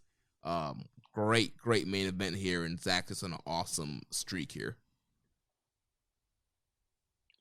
Then we have some questions here from Reddit user Raising Falcons. He says, now that Buff Sabre Jr. has beaten all the top guys in the A block, do you see him winning the block? And if he won against who, if he won, who would you put him against in the finals? What do you guys think? I mean, we've seen Zach and Sonata go plenty of times, and if Sonata gets up to the finals again and doesn't win the G1, I don't know what they're going to do with him. The only person I could see that would probably be the match everyone would want to see the most would be him against Okada. I don't think Zack Sabre Jr. versus Evil is a match that people are going to want to see on the final night of the G1. I don't want to see him rip Tanahashi's shoulders out again after Madison Square Garden. My friends and I, we were walking from the venue, and he walked right past us, and he looked like he was in so much pain, and I'm like, I can't see that again. So literally, based on the blocks that are there, I think Okada would be the biggest ticket final against Sabre. Well, I know that I didn't get to do the the preview for the finals a few weeks back, like you and Samsa did. But if you look at the blocks, it seems to me there's a high likelihood that the top two finalists of A block are going to be Jeff Cobb and Okada, and they're facing each other on the final night. So that seems to be like a foregone conclusion. But on the B block night, I think it's kind of similar to what B block looked like last year, where you have a lot of individual matches that will eventually decide the final. Yeah. So you're probably gonna have 2 or 3 people in the running going into the final night. But Zach beat Kota Ibushi, he beat Shingo Takagi, and then he beat Naito, and Naito's out of the tournament. That's 3 of the favorites back to back to back. The only other person I could see maybe defeating him and then winning a tiebreaker is possibly Kenta from the block. But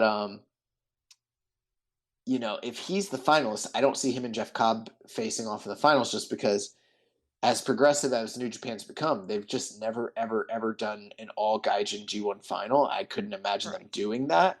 No. So it probably would end up being him and Okada. That's the only thing I could see in the final as being like a realistic possibility. The other possibility is that one of these guys he defeated somehow beats him in the point totals by a point or 2 at the end, like an Ibushi or like probably Ibushi. Ibushi would have to be the guy, I would assume, right? I think so, yeah. I don't think Shingo's going to win it as champion, so if somebody's going to come back from behind, it would be Ibushi. And I agree with you. I think the Sabre-Okada match makes the most sense, especially with the stories they're telling. You have Sabre kind of rising, and once again, it's almost a repeat of the 2018 New Japan Cup. He's beating all these people and getting a huge push. And then Okada is the return of the Rainmaker. He's going back to the old form, which is one of the greatest wrestlers of all time. So I think it makes total sense for Okada to win his block, and then you do Okada Sabre in the final. I think they haven't had that match in a while. I think it's a big match, a big finals. I think that could draw, and I think it'd be one heck of a matchup. Oh, speaking of which, there is the possibility Shingo does make it to the finals. I don't think he would win the G1, but there is a precedent for the champion to make it to the finals and then lose, and especially with the 3 nights of Wrestle Kingdom, you just never know. But that came up on last week's show, and I did some research and actually found the answer of how many times that has ever happened. So in 1995, and these were all IWGP champions, Keiji Muto won the G1. In 1999, Keiji Muto was the champion, and he lost in the finals. In 2000, Kensuke Sasaki won as the champion. In 2005, Fujita lost in the finals as the champion. And then in 2007, Yuji Nagata was the champion, and he lost in the finals. So it's been a while, but it's happened. And then prior to that, before the G1 existed, but during the Grand Prix, Inoki did it 4 times as NWF champion in 74, 78, 79, and 80, and he won all of those. So, of course he did. Yes, he did. And he won a bunch of IWGPs. Like he's like an 8 or 9 time like tournament champion. Not including what he did prior to New Japan existing back in JWA. Next question here from Rambo and Slam Pig says, congratulations on 200 episodes. Did ZSJ discover some new vegan pre-workout or what? He's looking a lot more jacked lately. Do you think the new look coincides with an imminent singles push? If so, what happens to the tag titles with Taichi? You know, I hadn't thought of that, but if you think about it, we've been commenting on like his like increased physique, and like what if they came to this man and they're like, all right, you getting the big push, kid, and he's like, all right, well, I better switch to some like pea protein, you know? I better, drink my milk, eat my vitamins, brother. Say my prayers. Yeah. Even though he's atheist, say my prayers. Well, he's also vegan, so he can't drink milk. So yeah, well, oat milk. Okay. I don't know if vegans actually. Okay, any thoughts on Zach's beefy boy look? I mean, if he gets too beefy, then he can't be like the udon noodle man. But it's one of those things where if they're going to genuinely give him a singles push, that's great. But I'm hoping that whatever bulking and cutting he's doing is done in a healthy manner, and not just because they're like, well, Jay and Ospreay can't get in here, so you need to change all of this soon, because that's not fair to him. You don't want him to be on the Gas Brother? No. I want Zachary to be healthy and happy, and enjoy his vegan eats all around Tokyo, because they have some really good restaurants. Yeah, I wonder if like, vegans are allowed to do steroids, like if that violates veganism or not. I don't know. Well, I don't know. I don't know the rules. I don't know what the contents of steroids are, so I cannot tell you whether or not they are vegan. I'm gonna Google that tonight. But if they're gonna give him a singles push, because they're going shortly after all of this, like in November is World Tag League, right? So I mean, they have to drop the tag titles at some point, unless they're gonna drop them before the tag league. Yeah, having tag league. Well, also I guess tag league is in a normal spot in the year, but yes, Saber being a tag champ that definitely kind of muddies some things up. But you also have the 3 nights of Wrestle Kingdom, and we don't know when Saber's going to get his title shot. We know that our Power Struggle show is probably happening towards the end of the year, and we don't know what the fall events could be. I mean, they could hold off on the Saber title match for one of those dome nights. We have no idea what they're going to do. But yeah, I do think we could be more aligned for a Saber singles push in the future, and maybe that's the reason why he decided to bulk up. I don't think he's on the gas. I think he's probably been healthily doing it and working out more, and maybe doing the more protein, pea protein or whatever it is. But if you think about the options too, I mean, it's not like there isn't precedent for the tag champions to be out of the tag league if need be. There are times where that's happened, and then at the same time, it's like you kind of mentioned, Jeremy, like with multiple Wrestle Kingdom nights, I mean, who knows when, where, what, how that's going to happen and everything. There's also been times in the past where the IWGP champion was also a tag champion. So like, what if hypothetically, let's say in a crazy world, for some reason, he wins the IWGP World Championship, right? And then maybe he has to defend the belt in some sort of weird preview match at New Year's Dash, and then drops the belts there as a precursor to whatever match might happen on the next fake Wrestle Kingdom night that's coming up. So, I mean, there are options out there. Yeah, there's a ton of different scenarios that they could go with. And that's even provided if he even makes it to the finals, if he even wins the tournament. Right. Which I'm putting all my money on Okada right now, so. Yeah. But yeah, I'm digging the look. A lot of people, I think that's always been a big complaint about Saber, was how he was so skinny and how it wasn't believable that he was, competing against guys bigger than him. So yeah, I think it looks great right now. He's still Udon Noodle Boy. He's just a little al dente. That's all. He's a robust noodle boy. Yeah. Soba noodle. Soba's thinner. What's the thick one? Udon. Udon's the thick one. Oh, okay. Udon. Then last question here from Hawaiian Punch BV: is ZSJ destined to start the G1 strong and then lose every match in the second half? Maybe. I mean, that is sometimes a booking trope of Gato. Maybe not necessarily the whole half, but 2 or 3 matches that end up costing him the bid for the finals. But it's going to be a tough one for that to really play out this year, just because he beat like the top guys in the block already. And I don't know, like they really, really pushed him strong this time. So I don't know.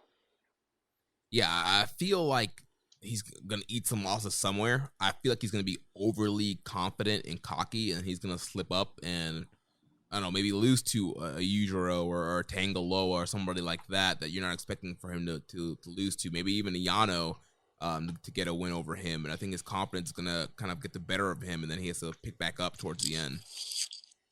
I did see somebody, I won't name names, but I saw someone online kind of mention how in the feud with Ibushi, that's always been Zack Saber's like undoing, is the fact that he'll get goaded out of wrestling his style and going to a strike exchange with Ibushi, as if that's the only person he's ever done that with, as if you and I haven't been on this podcast for 4 years now talking about how he does that in like almost every big strikers match, whether it's Walter, whether it's Ishii, whether it's, right. Ibushi, Suzuki. It doesn't really matter who it is. Like that's kind of like one of the biggest tropes of his of his wrestling style.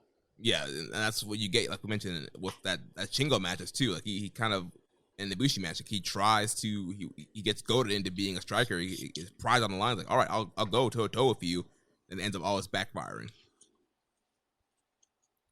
Well, and that's going to wrap up our review of these 3 nights here.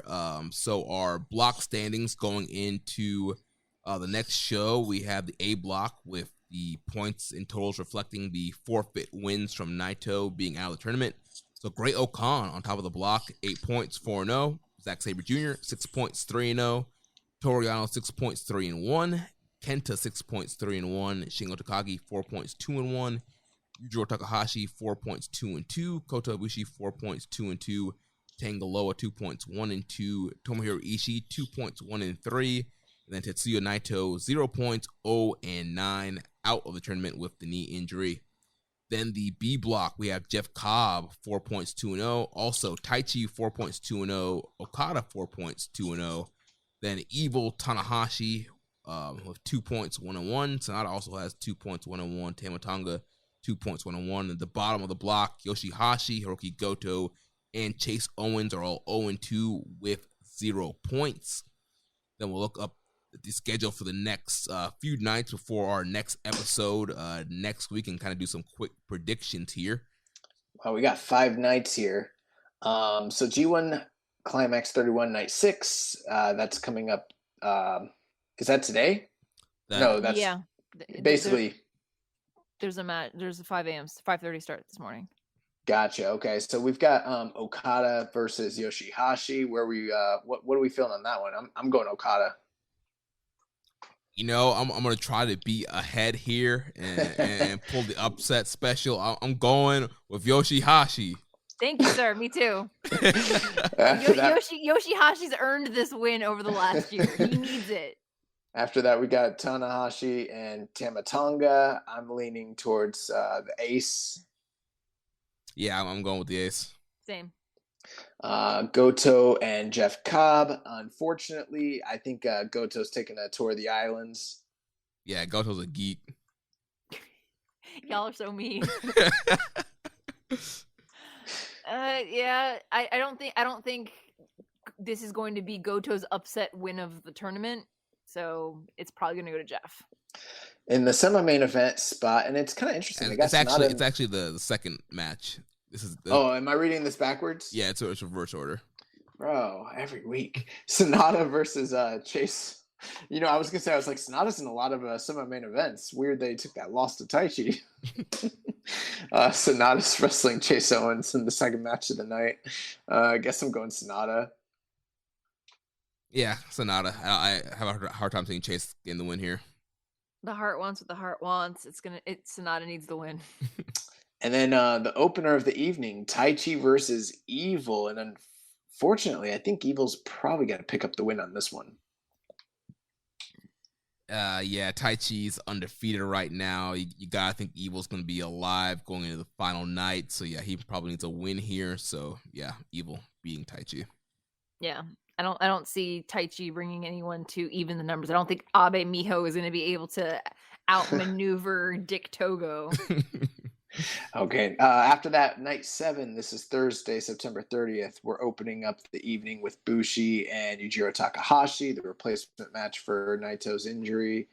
I think we're all in agreement that Bushi's going to pull an upset here and embarrass the Skeek. Nah, man, Bushi's gonna get hit with the big juice and get put down. Next match of the night, we have Stone Pitbull versus Tangaloa. What are we thinking on that one, guys?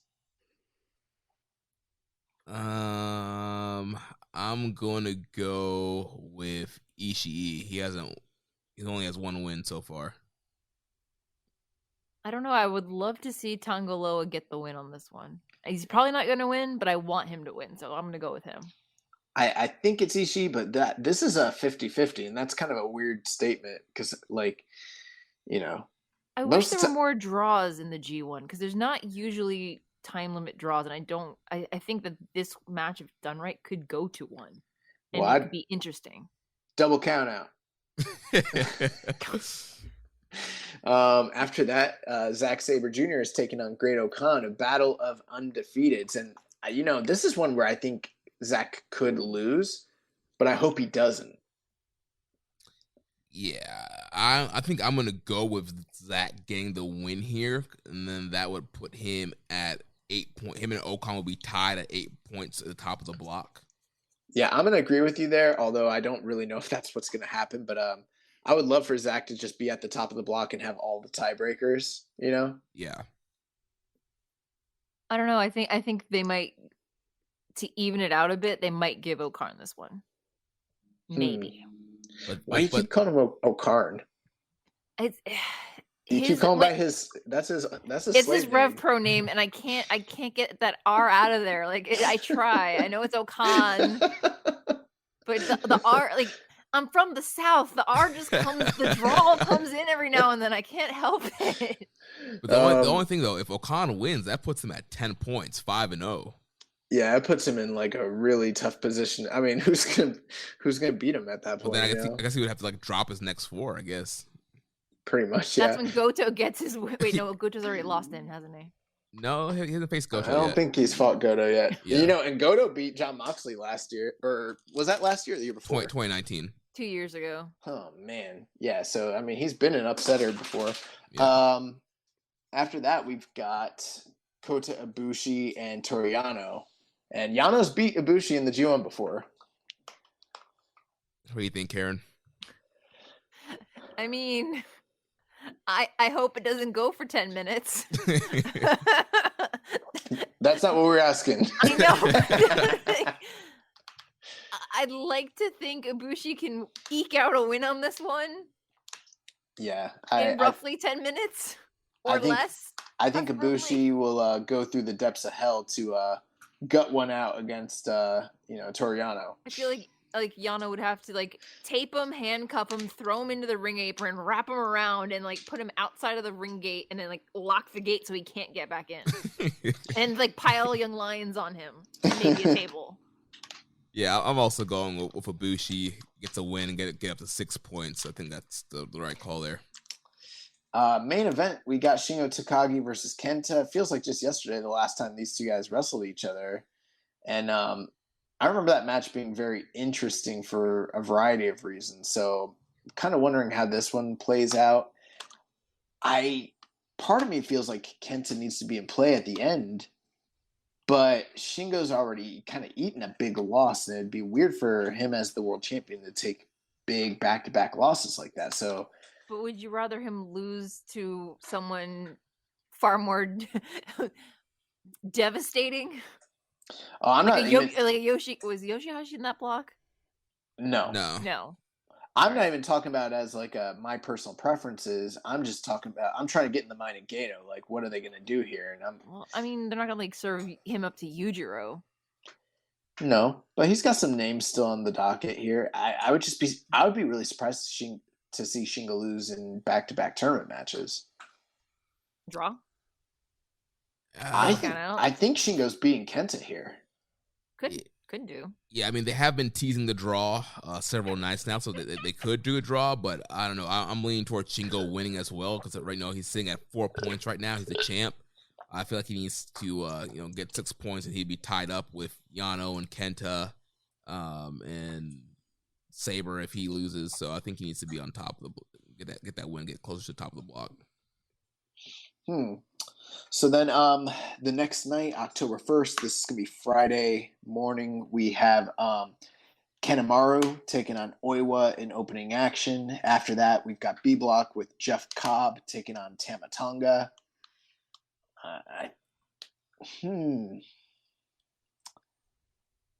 I'm gonna call upset alert here. I'm going. I'm thinking upset too. Great minds think alike. I mean, because Cobb's got to lose somewhere, right? Right. Correct. And I'm like, I don't think it's gonna be Taichi. Like, I don't know. You say that, but I got this weird feeling that like it could be Tama Tonga. Dude, he's gonna bust out a gun stun off a Tour of the Islands. That's what. Yeah, like I have this weird feeling he could do that. Yeah, he could. Yeah, because he's holding him this way. All he needs to do is loop his arms around. Yeah. Yeah, people would lose their crap, bro. Like, I'm calling it right now. Me too. I'm calling Tama Tonga. And even before you said it, I like already had that feeling. We're gonna look like idiots next week. I'm not gonna be here. Where are you going with, Karen? I'm gonna go with Tom as well. Oh my god! I want him. I want him to stage an upset. I love Jeffrey. He knows I love him, but I need it to be interesting. I need there to be conflict and struggle for everybody, not just Yoshihashi. Two guys that have done drops for the podcast in the past, so it's a battle of Keeping It Strong Style alumni. Evil versus Chase Owens follows that match, and I'm guessing Evil wins there. Yeah, go with Evil. I don't know. You think Chase Owens is going to beat former double champion Evil? I mean, it would depend if somebody comes in to help him. I'm be surprised if Chase Owens wins anything this year. You think? I mean, he might win one or maybe one at the end. I don't know. Yeah, I mean, I would like Evil to win, but I don't know if this match is going to be like all the other Bullet Club matches that have had like honor among thieves sort of lawful evil fighting. It's going to be this one might be a bit dirty and gritty. I think Chase is going to try and wrestle clean, and then Evil's also going to Evil, and Dick Togo's going to Dick Togo. Evil's going to Evil. Yeah. After that, so I mean, we're going Evil. You're going Chase Owens. I don't know. I feel like Evil can't be winning every single match, though. Hey, we're not going to judge you. If you want to be wrong, you be wrong. After that, we got Yoshihashi versus Taichi, a battle of most improved. I'm gonna go with Taichi in the dangerous back suplex. I'm gonna go Yoshihashi. This might be one of the matches where he can upset the final outcome, I think. Yeah, who knows? I'm gonna just take him. Whatever. Semi-main event, we got Okada versus Goto.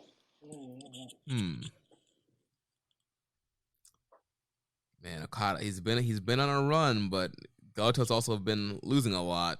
I think Goto's gonna sneak one out. I am wondering if Goto could beat Okada here. I just want Okada to get beaten by all the members of Chaos, because he just doesn't seem to care anymore about anybody but himself. So they'd be like, by the way, yeah. Why do you feel that way? So when Sho turned on Yo, literally the next week, like they have the New Japan TV variety show that they did. They shot the episode literally the week before, and it got released immediately after. And Okada's like, yeah, this was a good time for everybody. Sorry, it has a really weird vibe now. And that was like all he said on the whole entire thing. He's been with them their entire career, and he had literally nothing to say about the third betrayal on his watch with the two people in chaos he spends the most time with. I just feel like Okada's like not even paying attention to anything else that happened on the show. He's so ambivalent about everything. That's the problem. He's Like- not. He's that guy with like the dog meme with the coffee cup and like the house is on fire. He's like, this is fine. Yeah, he's like, it's not fine, bro. He's in the chaos bus. He's looking around. He's like, "Where's show at?" like, bro, did you not just see what happened? Like what? Like what happened? Like poor Goto like went to bed and then woke up and realized what happened. But He's like- at least he's like- he has like accountability. He's like, I'm going to bed at like 4:00 in the afternoon because that's what I do. He's like, "Where's William?" that guy, that. That guy left a year ago. What are you talking about? All right. Well, what about Jay? Jay's gone too. All right. Just saying. Well, does Yujiro want to come play cards or? I haven't seen Nakamura in a hot minute. How long's this guy been off? Rocky's not here? I thought he was. What's Naito doing? What? Oh, the deep cut. Where's Kozlov? Trent and Chuck. Yeah. Yeah, where's Chucky? I've been wanting to go fishing with those guys. I haven't seen them around. They're like, dude, do you even watch the show anymore? That's what I'm saying. I just feel like they just need to be like, you know what? It's time. I'm gonna go with Okada, but I wouldn't be surprised if Goto beat him. To be honest, I'm going with Goto. One night, the G and G1 will be for Calling Goto. a lot of upsets for one night. I don't know. Goto And then, 5'10". The main event, we got Tanahashi versus Sonata. I think I'm gonna go Sonata on that one. Yep. I don't want to, but like Tanahashi beat him last year. Sonata has kind of been like, just kind of out there, not really doing much. I could see him being a potential challenger for the U.S. title. If I look at the lineup of the B block, I see him beating him. That could happen, but I'm gonna ride with the ace. Let's go, Tanahashi. Okay, so October 3rd, this is Sunday morning. We've got Kanemaru versus Fujita opening action. After that, we've got Bushi versus Toriano. So that should be a lot of fun. Oh yeah. A block action, Kenta versus Great Okan, and I think this beast Kenta is going to kick a hole in Great Okan's head. Is what I think is going to happen. Yeah, I'm going. I'd be okay with that. Yeah, I'm going with Kenta also. All right, so it looks like we're all in agreement. After that, we got Tangaloa versus Yujiro Takahashi. I think I'm going Tangaloa. My heart says Tangaloa. My mind says Yujiro. Same. I think I'm going Yujiro. Oh, with the big juice. Tangaloa's gonna hit with ape shit. Let's I don't know if Big Juice is gonna make an appearance on this one. Yeah, and going with the silverback Tangaloa. I'll ride with you. Let's go Tangaloa. I don't care. Semi-main event, we got Tomohiro Ishii versus Zack Sabre Jr., one of my favorite matchups in New Japan. It's been a while since we've seen them. And that's one that Tomohiro Ishii could easily win. And I'm calling the upset there. Ishii beats Zack Sabre Jr. Agreed. Yeah, Ishii needs, a dog needs a bone. Stone Pitbull needs a bone. Throw my dog Ishii a bone. He needs to throw him a noodle man. This is going to be the first chink in Zach's armor in this tournament. So, yeah, I'm going Ishii. Main event time, we got Shingo Takagi versus Kota Ibushi. Here's the thing. I think if Ibushi loses this, there's a good chance with 4 losses. He's done in the tournament. Yep. So that's the other reason why I kind of picked Shingo to lose to Kenta, because I think he has to lose to Ibushi to keep the tournament interesting. So I think this one's got to be Kota Ibushi, in my opinion. Yeah, I'm also going with Ibushi here because I think he's easily a guy you want to get him back in the title mix, and getting a win over Shingo's could be a way to do it. And what a way to do it. Yeah. I mean, all the emotion and everything that's going to be wrapped up in that match, I'm pretty sure it's going to be a big moment. Yeah. See, the only downside to that is that, they were supposed to have that match at the stadium shows, so it kind of sucks that this is probably where they're going to have to rectify that particular thread in the story. Again, since they don't like to do draws in the G1, I will also go with Kota Ibushi. Probably going to be more people in this building than there was in those stadiums, though. Possibly. Oh, man. And then finally, Monday, October 4th, we've got B-Block action as Hiroshi Tanahashi faces Chase Owens. See, I think Tanahashi is going to be bouncing back from a loss, and he's opening it up against Chase, and he's going to get the big win back. It makes sense to me. I feel more resolute in the idea that he's losing to Sonata now. Either way, I'm going Ace. Back to back. Go Ace. Jeremy, none of these picks align with your brackets at all. Bro, you got Tanahashi going to the finals right now. Bro, in my bracket, like Taylor said, I'm throwing my bracket in the bin with Naito's knees. I'm lighting my bracket on fire. All right. So then, second match in the night, Evil versus Tama Tonga, and I think Evil will probably beat Tama Tonga here. Yeah, I'm going with Evil. I think he's gonna cheat to beat Tama. Tama's not gonna be happy about it, and we're gonna see some little riff going. I kind of forget. Could Evil win this block? That could be the story that they're telling. Him and Sonata are the main event on the last night. Well, the match order will be determined by the points, but yeah, Karen, yeah. you just don't want to believe it's possible. Evil. No, because last year they were the finals and Sonata beat him, and so if they're the finals again, that, my stomach will drop. I'll feel so. I do think both of them will be alive going into the last night, but Evil will beat Sonata this time and stop Sonata from going to the finals. But I don't think he'll have enough points to get to the final. I think the tiebreaker will stop Evil from going through.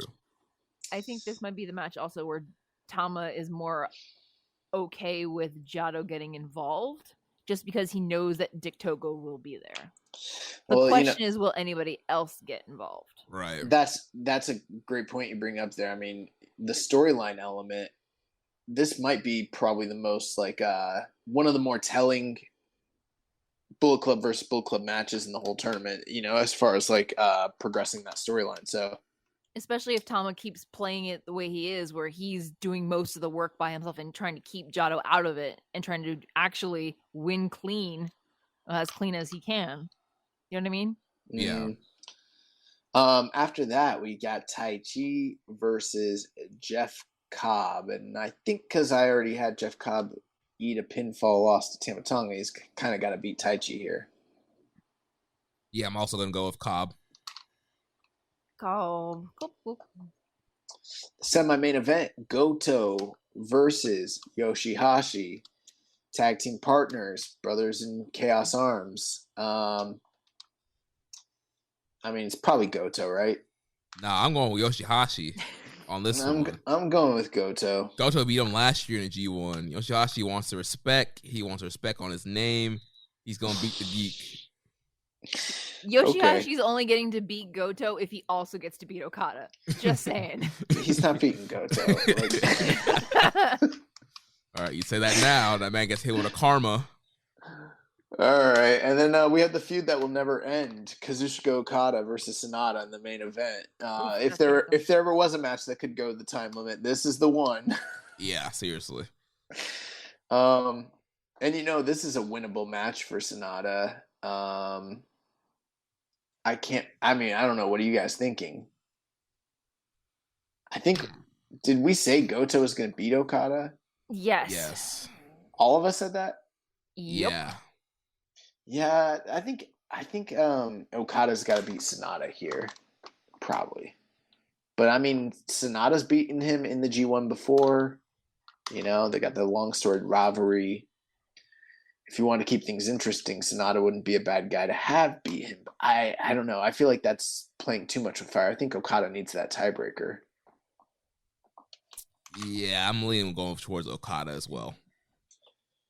29 minutes and 48 seconds. Okada wins. It's gonna get down to it's gonna literally, as they always do, get down to that last 30 seconds of the entire match.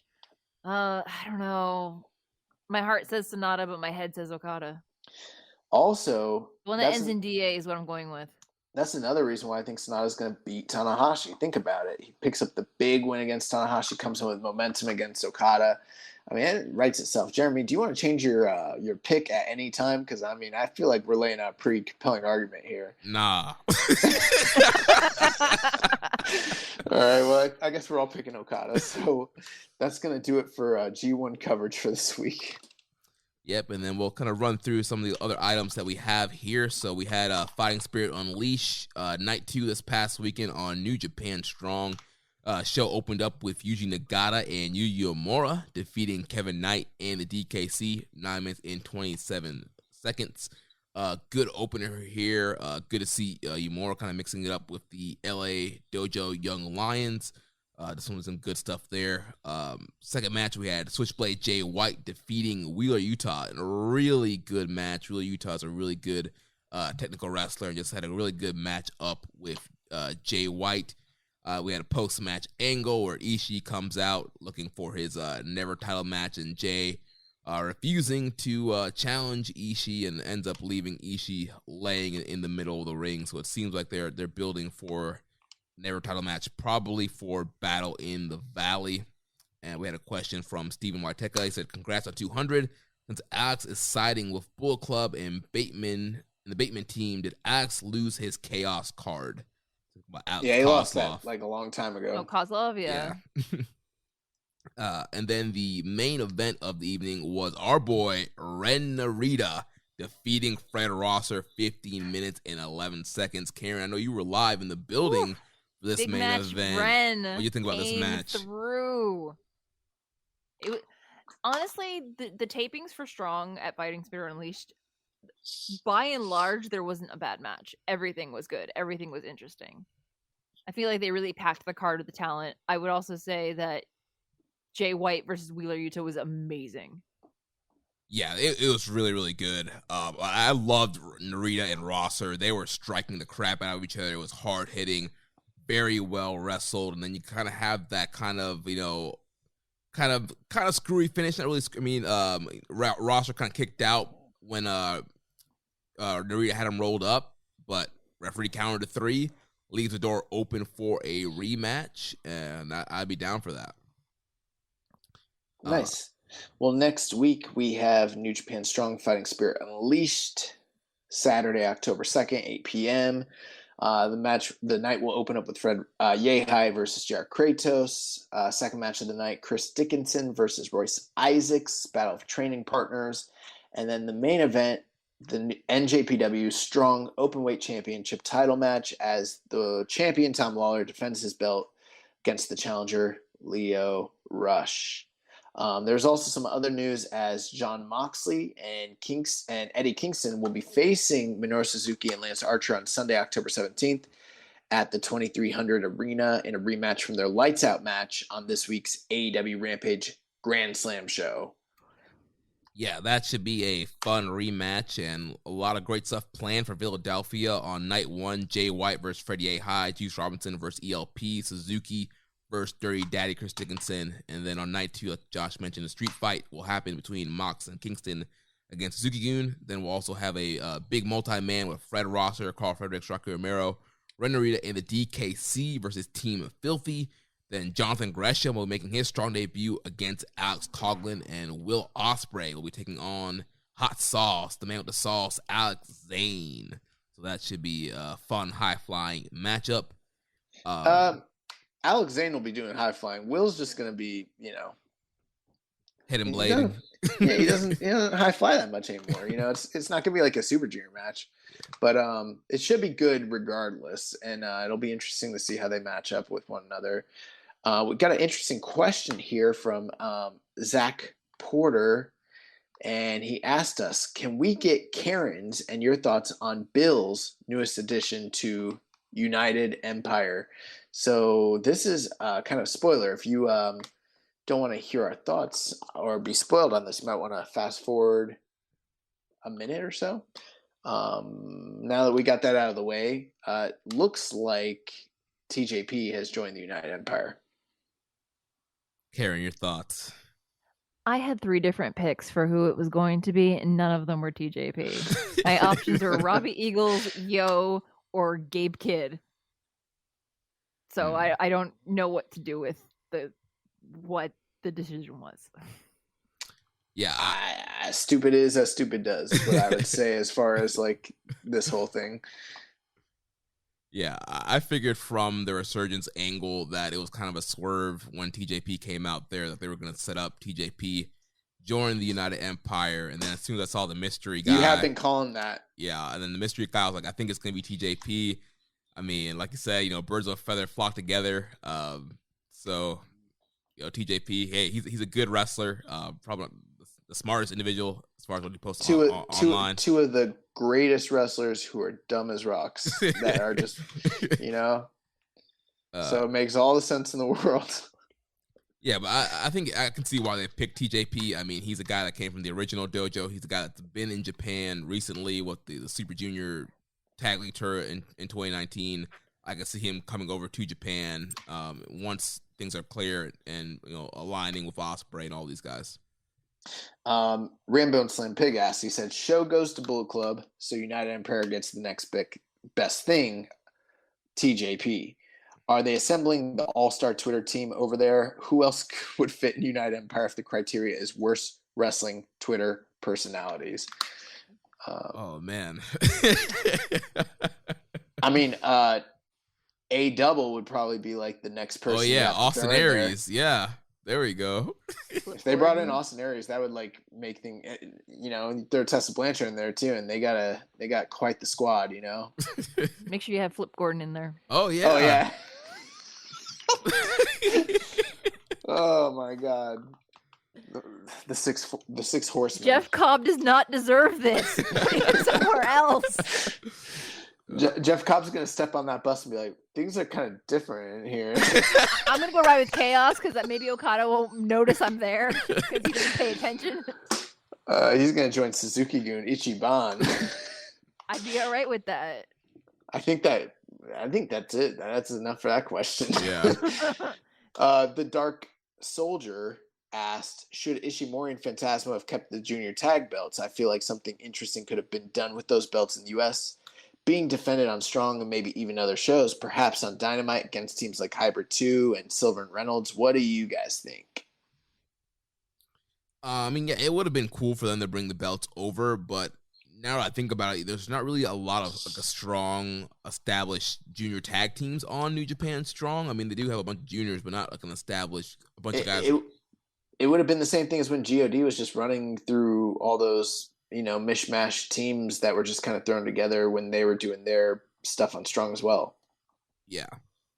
I mean, they could do indies, but probably not that worth it to defend the belts on indies. So I think unless you want to like bring like the machine guns in or something like that, I don't know what you do.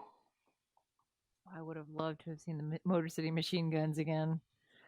The other thing is that the junior tag belt is tied into for some reason, is tied into Desperado's match with Robbie Eagles. That was what he decided to bet to, lure Robbie into, committing to the match with him instead of, the juniors that don't have a tag team partner anymore. But okay.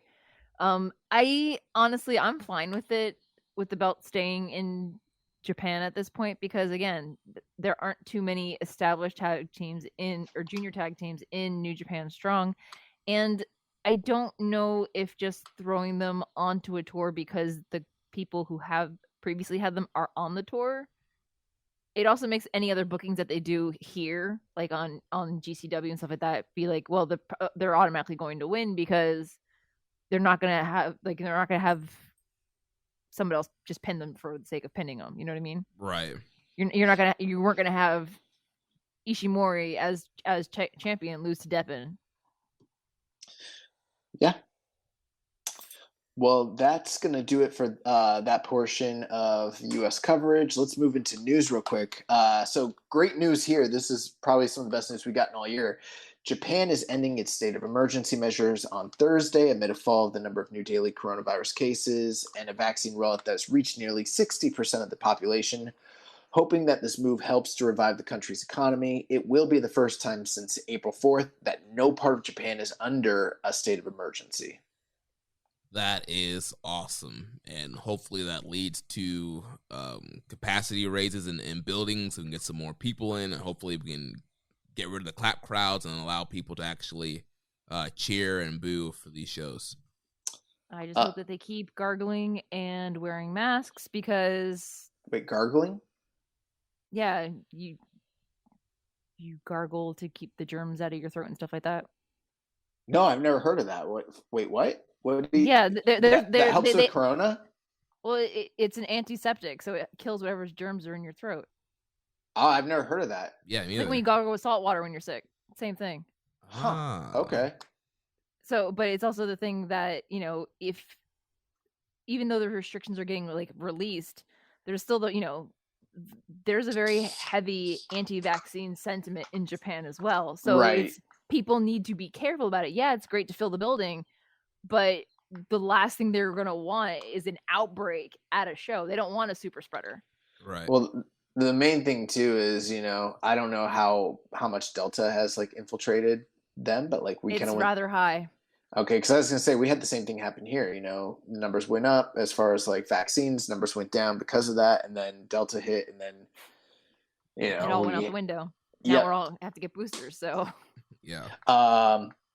Homicide helped Eddie Kingston and Jon Moxley to win over Suzuki-gun this past week on Rampage, and we had a question. Kapaka asked Suzuki-gun ... Ichiban? Question mark? Of course Suzuki-gun to Ichiban. I'm not trying to get any smoke with Minoru Suzuki. He's Ichiban. That Moxley and Kingston, they had to cheat. They had to pull Homicide out the mothballs to help them win. That's why they're getting the rematch in Philly. So of course Suzuki-gun Ichiban. Here's how much I revere Minoru Suzuki. That one time he got hacked online, and then he reached out to my DMs telling me to buy Ray-Bans at 40% off. I did it, I didn't question it. I didn't say this looks suspicious. I said, yes, sir. And I bought those Ray-Bans, and they never showed up. But, I had to close my bank account, but whatever, Is that your Suzuki incident? Oh, man. Coming up this November, the World Tag League and the Best Super Junior participants will alternate on each night throughout the series, from opening event on the tour on Saturday, November 13th, until the final World Tag League matches in Hiroshima on Sunday, December 12th. And the tournament finals on December 15th in Ryogoku Sumo Hall. The schedule is going to follow from, again, Saturday, November 13th, all the way down to December 15th. So it's going to be a long, arduous tournament, night after night, Super Juniors and World Tag League, kind of like what they did last year. As we get participants and everything, the full list of dates and cities is out, but we're still waiting to hear on the participants and everything like that. So we'll let you know when that comes out. House of Glory presents #Born Again Friday, November 12th, 8 p.m. in New York City Arena. Will be headlined by the rematch between Will Ospreay and the Amazing Red, who we have not seen since November 2019. Yeah. So that sounds awesome. Yeah, looking forward to that, and I hope that means that Red could potentially be on Strong, because I would love to get some more Amazing Red in New Japan. Other news, Red Pro finished business September 26th. United Empire's Aussie Open. That's Kyle Fletcher and Mark Davis. They did defeat Shota Umino and Yota Tsuji. And then finally, this Sunday's Revolution Pro Wrestling live at the Cockpit 54. We'll be seeing Tsuji versus Ricky Knight Jr. So yeah, lots of good stuff happening for our Young Lion boys over in the UK. Yeah, it's good to see Rev Pro kind of revitalized and running and kind of alive again, which, big fan of Rev Pro, so that's good to see. Yeah. They need better video camera quality, but other than that. Yeah. Then we have just the last questions here from Hawaiian Punch VV, and then we'll get to the recommended match of the week. So first he asked, Adam Cole said he would like to wrestle in New Japan again. Who would you like to see him wrestle? Nobody. You know, that's the weird thing. I like Adam Cole. I'm a fan of his, you know, but I'm not a big fan of his the way I never have really gotten the Adam Cole thing the way other people have. Like, I think he's great. I think he's a talent, but I think he fits in certain contexts better than others. And I feel like he's really great on that American indie scene, but he never clicked for me in Japan for whatever reason. And I just can't think of very many people that I'd be like geeked up to see him wrestle in New Japan personally.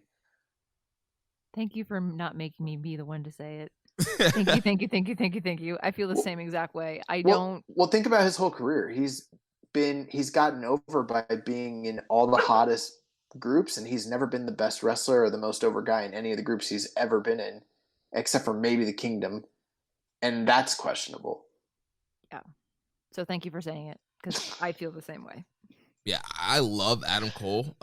He is one of my favorite guys. But when I saw this question, I was like, I can't think of one like quote unquote dream match that I don't want to see him again. Like, obviously, you put him in there with Shingo and Ishii and Ibushi, like they're going to be great matches.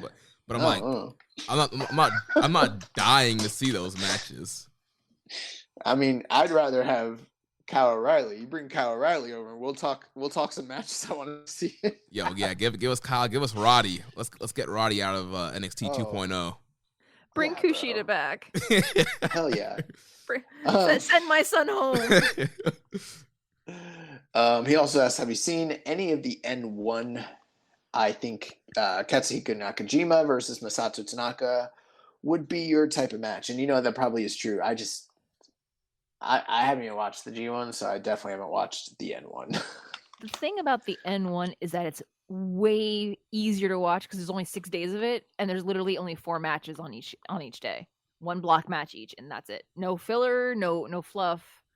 But the finals are on Sunday, and I'm very excited because 3 of my favorites are going to be making their way into the final matches. So I'm excited. They're doing A versus B, and then C versus D, and then the finals all on the same day, right? Correct. So I think those matches will be like really low on the card, and they gave a couple of rest matches in between, and then the finals. And who is it? It's Kiyomiya and Kino. Yeah, Kiyomiya and Keno, and then Nakajima against Funaki. Okay, that's a pretty strong you final. have your shiny young boys, and then you got your like super striking defending champion versus a guy who's 51 and doesn't look like he's 51. Like, he looks like he can kick a brick through someone's face. Oh, I know. I love Masakatsu Funaki.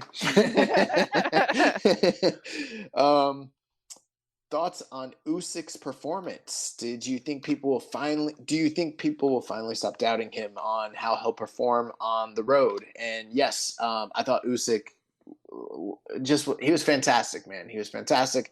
I thought Anthony Joshua was a little bit gun shy, but I thought he looked fantastic, and I thought he did an incredible job adjusting in the middle rounds, which wasn't something I expected from him. Really great fight, way faster paced for a heavyweight, title match than I can recall in many, many years. And Usyk gutted it out. I mean, going into the final rounds, I thought Usyk was the more, even though he'd won more rounds. Actually, you know what? I'm sorry. Coming out of the 10th round, I thought the fight was even, and I thought Usyk was the more spent fighter because I thought he'd just expended so much energy with all the head movement and footwork and everything like that. And plus, Anthony Joshua was pressing him those final rounds.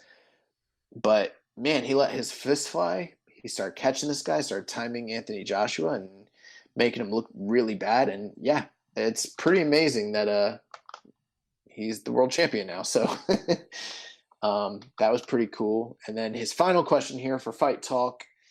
Thoughts on UFC 266? How crazy was the third round of Volkanovski versus Ortega? What did you think of Nick Diaz and his somewhat effective underwater punching? Jeremy, did you see UFC 266 this weekend? No, so I missed the UFC this weekend. I was okay. out on date night with the lady, so did not catch it. That is date night. You should be watching UFC 266 on date night. What are you doing? No, but Volkanovski, Ortega, that's like one of my fight of the year contenders right now. Blew me away. That third round was. So, did you hear anything about this, Jeremy? Or yeah, I listened to Dave and Garrett review it this weekend, and I heard it was an incredible fight. It was an incredible fight, but that third round blew me away because Ortega had Volkanovski locked up twice in that round with deep, like one was a deep guillotine and the other was a super deep triangle choke. And I mean, Volkanovski came during the press conference and he was like, they asked him how deep the guillotine was, and he was like, it was deep enough to where I was thinking, oh shit, I'm gonna lose the belt. And I don't know how he got out of it. It was kind of superhuman. The Nick Diaz fight with Robbie Lawler, incredible. Nick Diaz did look every bit his age. He looked exactly like a man that had been out of the cage for 5 years, and somehow he still went to war. He still went to task, and he still like beat the crap out of Robbie Lawler, even though he lost the fight. I mean, that was a gutsy performance, and I mean, I was blown away by it. So, that's three really great fights all on Saturday that I got to see. So that was pretty cool. Nice. Well, let's close things up with the recommended match of the week. So last week, it was Danny's recommendation of Keiji Muto versus Nobuhiko Takada from January 4th, 96. Watched this before we got recorded. I don't know. I wasn't into this matchup. Jeremy wasn't a fan, Danny. It was just kind of slow. There was a lot of long periods of people being in Kimuras and submission holds, and you get the big spots. Also, Muto going for the moonsault, and just kind of the crowd. The crowd was into it the whole match, and also I know it was a big match, but me after watching G1s and Dynamite and Rampage and Stardom, I was like, I don't know, this just wasn't the right pace for me. Well, I will agree with you. In fact, I will say this. I thought that the second match they had is the rematch is a much better match. Spoiler alert, that's the match Takada actually wins. So that one's pretty great, but well, I wouldn't say great. It's very good. But last week when he brought up this match, I said, this is the biggest match in New Japan history. Similar to like Hogan Andre. You would never be like Hogan Andre is a classic, but in a certain sense, because of its importance, you kind of have to see it. Same thing with like, Rock Hogan. You kind of have to see it, even though it's not by any means like a truly great match. And I think that's kind of where this would fall. It's a super important match. It's good that you saw it. But it's not like, it's not Omega Okada. He definitely was not. I have a recommended match this week for everybody. I think this is going to be more in line with more conventional tastes. It is not available on NJPW World, but it is available on YouTube. And it's from the Global Impact episode of TNA Impact. And it features the IWGP third belt championship match between Yuji Nagata and the champion defending Kurt Angle. This is from Wrestle Kingdom 2 in the semi-main event. Ooh. And if you've never seen it, it's well, and it's not overly long either. And it's a really great match. It's probably, in my opinion, from the few appearances that Kurt Angle had in New Japan, it's, in my opinion, the best Kurt Angle match in New Japan. Definitely got to check it out because Kurt's definitely one of my favorites, and I love Blue Justice, so that sounds really good. Yeah, we were talking about Yuji Nagata earlier in the episode. I was like, let's kick it back, Zip. Well, that's gonna wrap things up for this week. Karen, thank you so much for joining us on the 200th episode celebration. I'm glad I was able to be here. Just call me back before episode 300. Definitely, we will do. But go ahead and tell our listeners where they can find you online, plug all the projects and stuff that you're working on. Oh my goodness. All right. You can find me on Twitch, YouTube, Instagram, and Twitter at Hey Karen Sensei.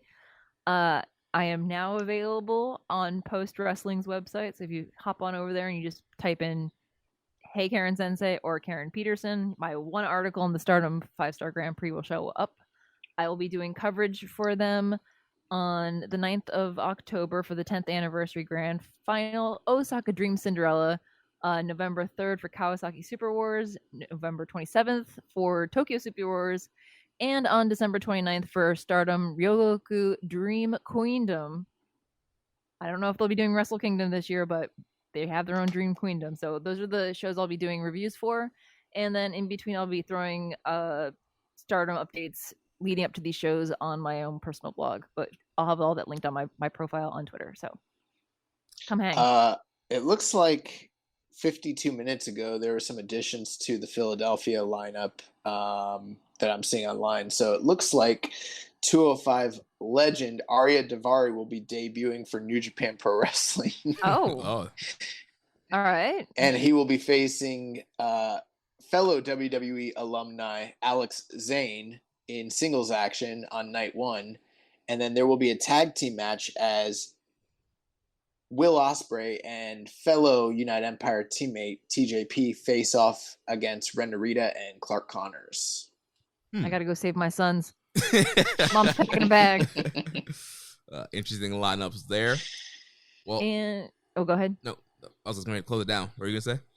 I was going to just mention the other 2 projects I have. She got more projects, Jeremy. Yeah, I got more projects. I'm a very busy. No, I'm not really that busy. When your episode drops tomorrow, I'm guessing there will be another episode of Thomas Island that I'm guest on, and then this coming weekend on Sunday the 3rd, my episode of Post Press with WH Park will be going live. Awesome, man. Busy girl. When it rains, it pours. I haven't done anything for about a half a year now. All these projects. Well, it looks like we got this one in the bag, and many more to come, hopefully. Yeah, so everybody check out Karen's work, and thank you everybody for all the kind words and helping us celebrate episode 200. Like many of you said, hopefully we are around for 200 more. This is going to wrap things up. Next week we'll be back to review G1 Climax 31, the next 4 or 5 nights that we have coming up. And if you enjoyed today's show, please consider making a donation by visiting socialsuplex.com/donate and click on the donate button under the Keeping It Strong Style logo. Make sure you connect with us on social media. The show on Twitter is at KI Strong Style. The network is at Social Suplex. You can follow me at Jeremy L. Donovan. On Facebook, we're facebook.com/socialsuplex. On the Facebook group, we're facebook.com/group/wrestling_circle. On Instagram, we're at Social Suplex. On Reddit, I am the Pro Black Guy. Y'all can Keeping It Strong Style. You can email me, jeremy@socialsuplex.com. Check out all the other shows here that we have on the Social Suplex Podcast Network. We have NJPW Radio. It's by Rich Latta and James Boyd. We have the Grave Consequences Podcast with Caleb and Maserati. The 8-Bit Suplex with Josh, number 2. All Things Elite with Floyd and Austin. And the Great Match Generator with Danny and Adam. And don't forget to subscribe and leave a rating and review. And we will catch you next week on Keeping It Strong Style, the ace of podcasts. Ichiban. Thank you for listening to Keepin' It Strong Style. We'll see you next time. Susan, it's so great to finally be able to get together again. Oh, it sure is. And I really appreciate you picking up the bill. I'm happy to. I've got the extra cash. Since we've all been driving so much more again, I've been using Get Upside, the free gas app that pays you cash back for every gallon of gas you buy. Wait a minute. Are you saying you actually get paid cash when you buy gas with the Get Upside app? Yes, up to 25 cents a gallon. Cash back every time I buy gas. Does that actually add up to anything? Some months I make $200 to $300. Wow, that's serious extra cash. I'm downloading the free Get Upside app now. Download the free Get Upside app now in the App Store or Google Play to save up to 25 cents a gallon when you buy gas. Use promo code PHIL for a 25 cents a gallon bonus on your first tank. That's up to 50 cents a gallon on your next fill-up. You can cash out anytime to PayPal or an e-gift card for Amazon and other brands. Just download the free Get Upside app and use promo code PHIL for a 25 cents a gallon bonus on your first tank. That's code PHIL.